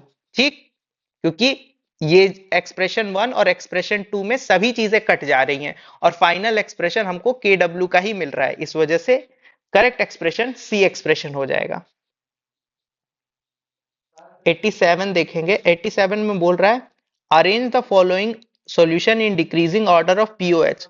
पीओएच के डिक्रीजिंग ऑर्डर में हमको अरेंज करना है। ठीक है, तो जो एसिड होता है, एसिड के लिए पीओएच डायरेक्टली प्रोपोर्शनल होता है और बेस के लिए जो पीओएच होता है वो इनवर्सली प्रोपोर्शनल होता है। ठीक, अब यहां पे देखा जाए एसिड में HCl है, ठीक, सॉल्ट है एक हमारा NaCl, CH3COOH है, NaOH है, सबसे यहाँ पे कंसंट्रेशन सबकी इक्वल है। ओके, सबकी इक्वल कंसंट्रेशन हमको दी हुई थी। ठीक, इक्वल कंसंट्रेशन दी हुई है और हमको अरेंज किस में करना है, डिक्रीजिंग ऑर्डर ऑफ पीओएच। तो जो जितना ज्यादा एसिडिक होगा उसका पीओएच उतना ज्यादा होगा, तो सबसे ज्यादा एसिड स्ट्रॉन्ग एसिड है HCl, तो HCl सबसे आगे होगा। ठीक, HCl का पीओएच मैक्सिमम होगा, तो HCl किसको रिप्रेजेंट कर रहा है, A को, तो A मैक्सिमम होना चाहिए, तो A मैक्सिमम यहाँ पे है, यहाँ पे है। ठीक, देन हमारा कौन होना चाहिए, NaCl होना चाहिए, क्योंकि यहाँ पे जो स्ट्रॉन्ग कंपोनेंट Cl है ये HCl से ही आ रहा होगा। ठीक, तो ये जो होगा ये भी स्ट्रॉन्ग की तरह काम कर रहा होगा, तो इसका पीओएच का वैल्यू भी ज्यादा होगा। तो NaCl कौन सी पोजीशन पे है, D पे है। तो ए के बाद डी आना चाहिए, तो ए के बाद डी यहीं पे आ रहा है, यही हमारा करेक्ट ऑप्शन होगा। देन सी ऑप्शन आएगा, क्योंकि सी में हमारा COO Na है, और ये हमारा कहां से आ रहा होगा, ये COO जो है वो वीक एसिड से आ रहा होगा, और एसिड वीक है इस वजह से इसका पीओएच का वैल्यू थोड़ा सा कम होगा कंपेयर टू स्ट्रॉन्ग के। तो इसके बाद सी ऑप्शन आता है, और लास्ट में हमारा ये तो प्योर बेस ही है, और प्योर बेस तो इनवर्सली प्रोपोर्शनल होगा ना, तो इस वजह से ये लास्ट में आएगा, इसलिए ऑप्शन नंबर बी करेक्ट चला जाएगा। नेक्स्ट क्वेश्चन 88 बोल रहा है which of the following constitute a buffer, इनमें से कौन हमारा बफर बना रहा है। बफर कौन होता है, वीक कंपोनेंट और उसका सॉल्ट, वीक कंपोनेंट और उसका सॉल्ट मिलकर के बफर बना रहे होते हैं। तो NaOH क्या है, स्ट्रॉन्ग बेस है, तो ये हमारा नहीं बना रहा होगा। HNO3 भी स्ट्रॉन्ग है, स्ट्रॉन्ग नहीं होना चाहिए हमारा। HCl भी क्या है, स्ट्रॉन्ग एसिड है, तो तीनों ही हमारे ये दोनों स्ट्रॉन्ग एसिड थे, ये स्ट्रॉन्ग बेस था, इस वजह से ये बफर नहीं बनाएंगे। बफर में वीक एसिड और उसका सॉल्ट होना चाहिए। तो HNO2 क्या है, HNO3 तो हमारा स्ट्रॉन्ग एसिड था, HNO2 वीक एसिड है, और NaNO2 क्या है, उसका सॉल्ट। तो वीक एसिड और उसी का सॉल्ट मिलकर के बफर का फॉर्मेशन कर रहे होते हैं। ठीक, क्वेश्चन नंबर 89, क्वेश्चन नंबर 89 में बोल रहा है when a buffer solution of sodium acetate and acetic acid is diluted with water, तो जब हम लोग इसको डाइल्यूट करते हैं वाटर से तो क्या होता है हमारा। तो जब डाइल्यूट करेंगे तो हम लोग पीएच कैसे लिखेंगे, pH equal to PKA plus log of salt upon में एसिड, सोडियम एसिटेट सॉल्ट है अपॉन में एसिड। तो जब हम sodium acetate and acetic acid जब क्या करते हैं उसको डालते हैं और डाइल्यूट करते हैं वाटर से, तो होता क्या है, जब वाटर डालते हैं तो H2O और H प्लस आयन जो होते हैं उनका कंसंट्रेशन हमारा कांस्टेंट रहता है, इसीलिए तो ये क्या है, बफर है। बफर का मतलब ही क्या होता है, जो कंसंट्रेशन को चेंज ना होने दे। तो हमारा जो H प्लस आयन का कंसंट्रेशन होगा वो चेंज ही नहीं होगा, क्योंकि क्या है, हमारा बफर है। तो जब हम लोग डाइल्यूट कर रहे होंगे तो वाटर की वजह से H प्लस आयन आ रहा होगा सॉल्यूशन में, और वो जो H प्लस आयन आ रहा होगा वो हमारा कंसंट्रेशन चेंज नहीं कर पाएगा। क्यों नहीं चेंज कर पाएगा, क्योंकि हमारा ओवरऑल सॉल्यूशन कैसा है, बफर है, इस वजह से H प्लस आयन का कंसंट्रेशन जो होगा वो कांस्टेंट ही रहेगा। ठीक, नेक्स्ट क्वेश्चन देखेंगे। नेक्स्ट क्वेश्चन दिया है, S and capital S are respectively solubility and solubility product of Sprengli solution binary electrolyte, then S क्या है हमारा, small s solubility, capital S क्या है, solubility product। ठीक, KSP अगर हम लोग लिखेंगे तो क्या लिखते हैं, KSP x की पावर x, y की पावर y, ठीक है, x की पावर x, y की पावर y और s की पावर x प्लस वाई, ये हमारा एक्सप्रेशन होता था।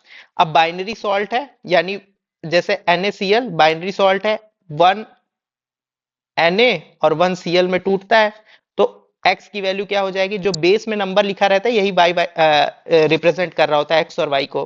तो यहाँ बेस में जब कुछ नहीं लिखा है तो 1 लेके चलेंगे, तो 1 की पावर 1, 1 की पावर 1, s की पावर 1 प्लस 1, ठीक है, तो ये s स्क्वायर हो जाएगा, ठीक है ना। अब यहां से ये KSP है, और KSP को हमने कैपिटल S से दिखाया है, समझने के लिए इसको ऐसे लिख दे रहे हैं। ठीक, तो यहां से हमें जो सॉल्युबिलिटी मिलेगी वो कितनी मिलेगी, S equal to root over, ठीक, S equal to root over, KSP की जगह हमने रूट लगा दिया है, और रूट को ही हम लोग 1/2 भी तो लिख सकते हैं, तो small s equal to capital S की पावर 1/2, यानी ऑप्शन नंबर सी। ठीक,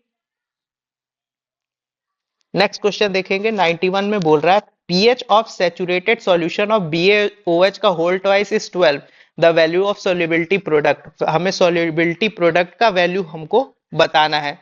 ठीक, तो वैल्यू ऑफ सॉल्युबिलिटी प्रोडक्ट हम लोग बताएंगे।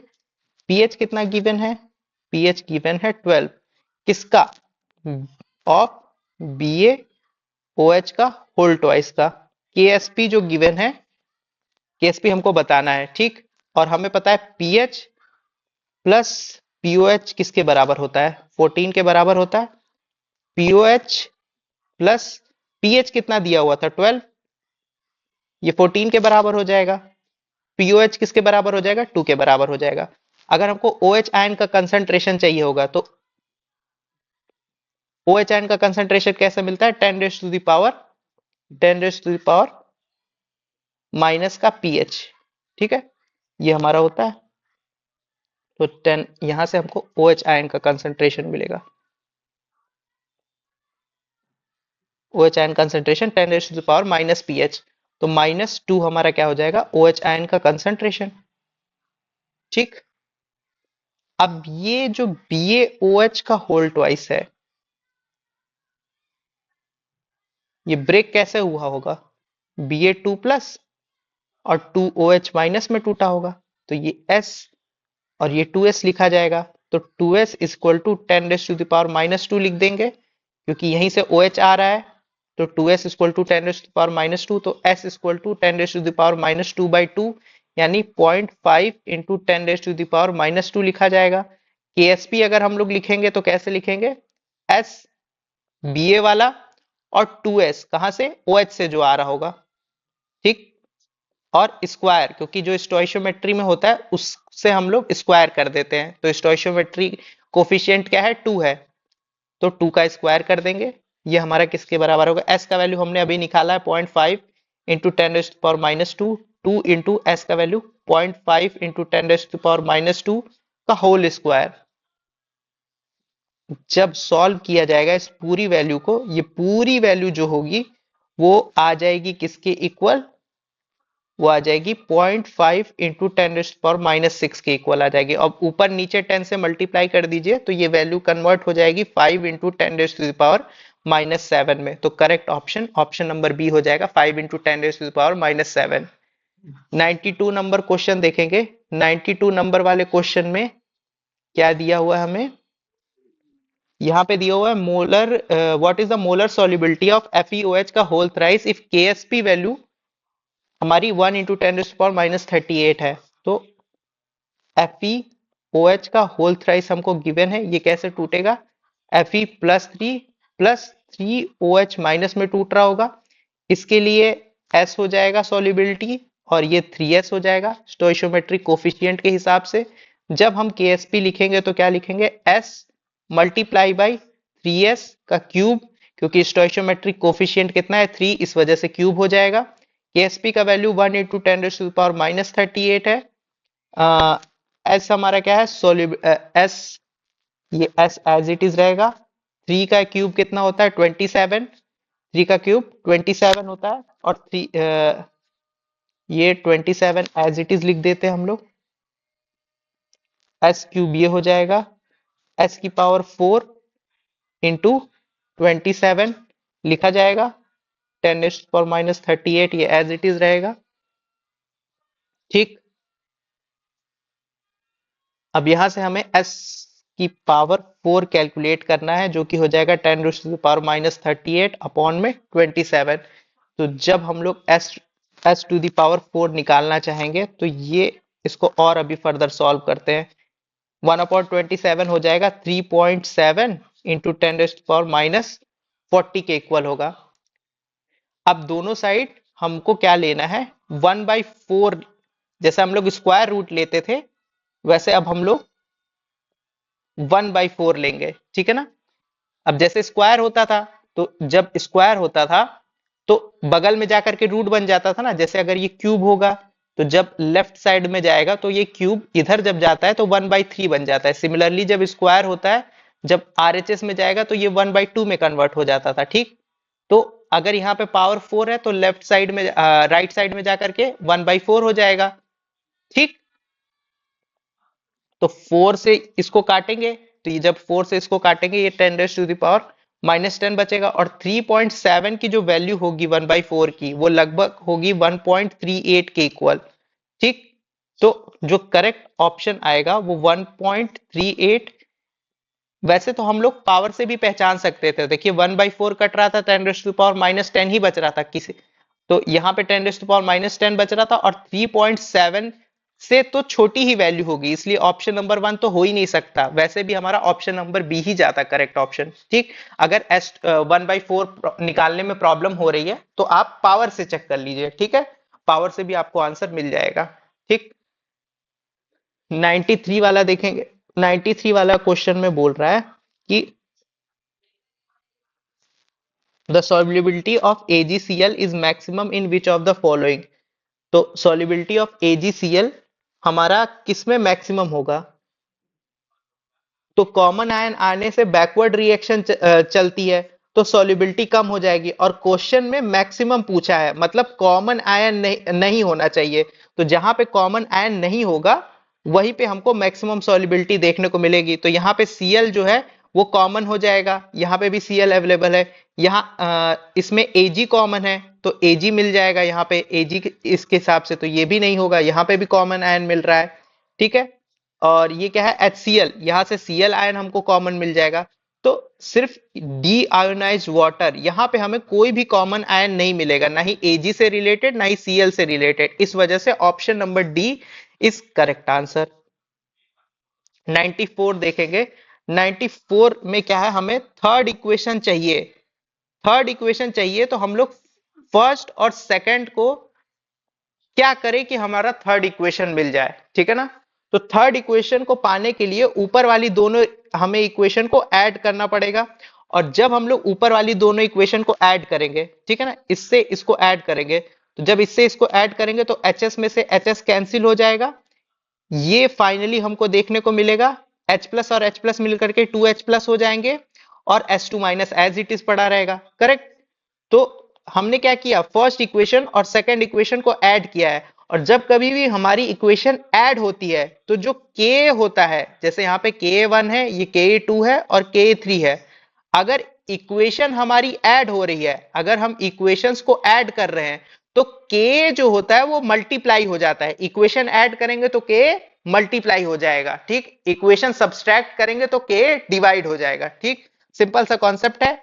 तो हमने क्या किया है, इक्वेशन फर्स्ट और इक्वेशन सेकंड को ऐड किया है, तो ऐड किया है तो k क्या हो जाएगा, मल्टीप्लाई हो जाएगा। तो k1 और k2 को मल्टीप्लाई करेंगे तो k3 मिल जाएगा। इस वजह से ऑप्शन नंबर 1 करेक्ट चला जाएगा। 95 देखेंगे। 95 में हमारा क्या कह रहा है, 95 में बोल रहा है the equilibrium concentration of species. हमें इक्विलिब्रियम कंसंट्रेशन स्पीसीज का दे रखा है, ए बी सी और डी का, और हमसे पूछ रहा है डेल्टा जी नॉट। तो जो डेल्टा जी नॉट होता है वो होता है माइनस का 2.303 आर टी लॉग के इक्विलिब्रियम। तो के इक्विलिब्रियम का मतलब क्या हो जाएगा, प्रोडक्ट, प्रोडक्ट में कौन है, सी और डी। सी और डी का कंसंट्रेशन 10 और 6, ठीक है ना, 10 इंटू 6 अपॉन में रिएक्टेंट का कंसंट्रेशन। तो ए का कंसंट्रेशन 2, बी का कंसंट्रेशन 3। ठीक, तो सॉल्व करेंगे, माइनस का 2.303, सॉरी मैंने यहां लॉग 2 बार लिख दिया, ये लॉग एक ही बार होगा। ठीक है ना, लॉग में प्रोडक्ट अपॉन रिएक्टेंट होता है, ऊपर साइड प्रोडक्ट का कंसंट्रेशन लिखा जाता है, नीचे साइड रिएक्टेंट का कंसंट्रेशन लिखा जाता है, और अगर स्टोइचियोमेट्रिक कोफिशिएंट होता है तो वो पावर में चला जाता है। ठीक, तो हमारा डेल्टा जी नोट होता है -2.303 लॉग, यहाँ पे के इक्विलिब्रियम लिखते थे, यही के इक्विलिब्रियम क्या होता है, प्रोडक्ट अपॉन में रिएक्टेंट। ठीक, तो बस मैंने डायरेक्ट लिख दी है वैल्यू। ठीक, इसी को सॉल्व करना है हमें। ये लॉग हो इधर आर और टी भी रहेगा ना, ठीक से लिख देते हैं, आर टी लॉग के सी। ठीक है ना, 2.303 आर टी लॉग के सी लॉग 2 5 जा 10, 3 2 जा 6 और 5 2 जा 10 हो जाता है। ठीक है ना, और लॉग ये बेस 10 पे ही रहता है, -2.303। आर की वैल्यू क्वेश्चन में कितनी दी हुई है, 2 कैलोरी दी हुई है। टेम्परेचर कितना दिया हुआ है, टेम्परेचर 300 केल्विन दिया हुआ है, तो 300 पुट कर दीजिए। लॉग 10 10 की वैल्यू कितनी हो जाएगी, 1 हो जाएगी। तो जब सॉल्व करेंगे इसको, ये वैल्यू आएगी 1381.8 कैलोरी में आएगी। ठीक है, और माइनस साइन तो लगा ही रहेगा, तो इस वजह से ऑप्शन नंबर सी करेक्ट चला जाएगा। ठीक, 96 देखेंगे, 96 में हमें बोल रहा है pH of solution containing 50 ml each of 0.10 molar sodium acetate and 0.1 molar acetic acid. तो क्वेश्चन में वॉल्यूम कितना दिया हुआ है? क्वेश्चन में वॉल्यूम 50 ml दिया हुआ है और मोलैरिटी कितनी दी हुई है? 0.1। ये किसके लिए है? सोडियम एसिटेट के लिए, जो कि सॉल्ट है, sodium acetate.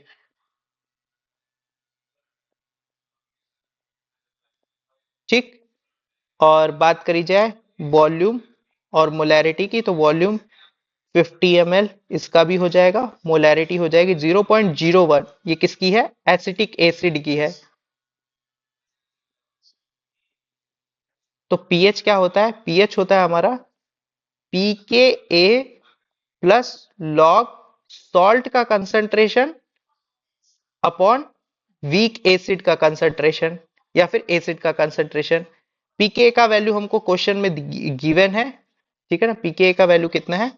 4.57 plus log salt की कंसंट्रेशन कितनी दी हुई है? 0.1। देखिए सॉल्ट की कंसंट्रेशन अपॉन में वीक एसिड, वीक एसिड हमारा एसिटिक एसिड था, इसकी कंसंट्रेशन कितनी है? 0.01। ठीक।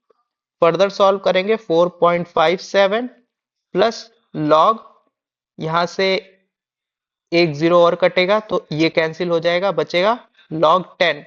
और log 10 का वैल्यू कितना होता है? log 10 का वैल्यू होता है 1। ठीक। ये किसके बराबर हो जाएगा? 5.57 के बराबर, यानी option number D correct option हो जाएगा। हमें बताना है 97 वाले क्वेश्चन में कौन हमारा बेसिक बफर बनाएगा। तो बेसिक बफर में, बफर बनाने की कंडीशन क्या है? वीक पोर्शन हो और उसका उसी का क्या हो? सॉल्ट हो। ठीक है ना। तो यहाँ पे जो वीक पोर्शन है उसकी कंसंट्रेशन ज्यादा होनी चाहिए। तो यहाँ पे वीक पोर्शन, वीक की अगर हम लोग देखें कि कितना ज्यादा उसका कंसंट्रेशन है, तो अब यहाँ पे मोलैरिटी दिया है, वॉल्यूम दिया है, तो मोलैरिटी और वॉल्यूम का मल्टीप्लाई करिए, m1v1 करिए। तो मोलैरिटी और वॉल्यूम का मल्टीप्लाई करेंगे तो 0.1 इंटू 25 2.5 के करीब आएगा। और इसको मल्टीप्लाई करेंगे तो ये किसके करीब आएगा? 5 के करीब आएगा। तो स्ट्रॉन्ग का जो नेचर है वो ज्यादा हो जाएगा। अगर स्ट्रॉन्ग का नेचर ज्यादा हो जाएगा तो ये हमारा बफर का फॉर्मेशन नहीं करेगा, ये पूरा ही सॉल्यूशन बेसिक हो जाएगा, इस वजह से ये बेसिक बफर नहीं बनाएगा। क्वेश्चन नंबर 2 देखेंगे। क्वेश्चन नंबर मतलब ऑप्शन नंबर 2 में हमारा NaOH का कंसंट्रेशन कितना दिया हुआ है? 0.1 और 2.5। अगेन M1V1 करिए तो यहाँ पे कंसंट्रेशन का जो मल्टीप्लीकेशन आ रहा है वॉल्यूम के साथ वो 2.5 के बराबर आ रहा है। सिमिलरली जब यहाँ पे मल्टीप्लाई करेंगे तो 10 के बराबर आएगा। तो यहाँ पे वीक एसिड का कंपोनेंट ज्यादा हो जा रहा है। तो वीक एसिड का कंपोनेंट ज्यादा हो जा रहा है तो ये हमारा बेसिक बफर नहीं बनाएगा, बेसिक बफर नहीं होगा। यहाँ एसिडिक बफर बन सकता है पर बेसिक बफर नहीं बनेगा। थर्ड ऑप्शन देखिए, थर्ड ऑप्शन में यहाँ HCl का अगर हम लोग M1V1 करते हैं तो ये 10 के बराबर आएगा, करेक्ट। और NH4OH का करते हैं तो ये आ जाएगा 200 मल्टीप्लाई बाई 0.1 यानी 20। यहाँ पे देखिए NH4OH क्या है? NH4OH वीक बेस है और वीक बेस का कंसंट्रेशन ज्यादा हो गया हमारे स्ट्रॉन्ग एसिड से। तो स्ट्रॉन्ग एसिड से ज्यादा हमारा कंसंट्रेशन किसका हो गया है? वीक बेस का। तो ये हमारा क्या फॉर्मेशन फॉर्म कर सकता है? ये हमारा बेसिक बफर का फॉर्मेशन कर सकता है। इस वजह से हमारा थर्ड ऑप्शन करेक्ट ऑप्शन हो जाएगा। ठीक। ये हमारा बेसिक बफर का फॉर्मेशन करेगा। नेक्स्ट क्वेश्चन देखेंगे। नेक्स्ट क्वेश्चन हमारा क्या है? नेक्स्ट क्वेश्चन है हमारा pH of saturated solution of calcium hydroxide is 9। तो pH हमको दे रखा है, ठीक, कैल्शियम हाइड्रोक्साइड का 9। ठीक। अब पीओएच क्या होता है? पीओएच होता है हमारा 14 माइनस पीएच। ठीक है, 14 माइनस 9 यानी हमारा पीओएच किसके बराबर आएगा? 5 के बराबर आएगा। ओएच आयन कंसंट्रेशन हमें पता करनी रहेगी तो ओएच आयन कंसंट्रेशन क्या हो जाता है? 10 raise to the power minus का पीओएच। तो 10 raise to the power minus 5 आ जाएगा क्योंकि पीओएच कितना था? 5 के बराबर था। अब कैल्शियम हाइड्रोक्साइड है। कैल्शियम हाइड्रोक्साइड ब्रेक कैसे होता है? कैल्शियम +2 के फॉर्म में और 2OH माइनस के फॉर्म में ब्रेक होता है। इसकी सॉल्युबिलिटी S और OH आयन की 2S हो जाएगी। तो जब हम लोग KSP लिखेंगे तो कैसे लिखेंगे? S मल्टीप्लाई बाई 2S का square, S multiply by 2s का स्क्वायर, क्योंकि स्टोइशियोमेट्रिक कोफिशिएंट 2 है। यहां से हमें देखने को मिलेगा कि OH आयन का हमारा सॉल्युबिलिटी के लिए हम लोग कितना लिख रहे हैं, 2s लिख रहे हैं। ठीक, ये किसको रिप्रेजेंट कर रहा है, OH आयन को रिप्रेजेंट कर रहा है। सॉल्युबिलिटी ऑफ OH आयन हमने अभी निकाली थी कितनी, 10⁻⁻⁵। तो S की वैल्यू किसके बराबर आ जाएगी, 10⁻⁻⁵/2, यानी S की वैल्यू किसके बराबर आई, 0.5 इंटू 10⁻⁻5 और यहां से हम क्या करते हैं, S की वैल्यू को पुट कर सकते हैं अपने इक्वेशन में KSP वाली। तो हम कहां पे पुट कर देंगे, KSP वाली इक्वेशन में पुट कर देंगे। तो पुट कर देते हैं हम लोग।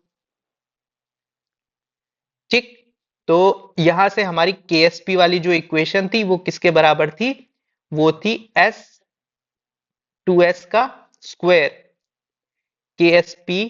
अब S की वैल्यू हमने निकाली थी 0.5 इंटू 10⁻⁻5, 2 इंटू 10⁻⁻5 इंटू 0.5 का होल स्क्वायर।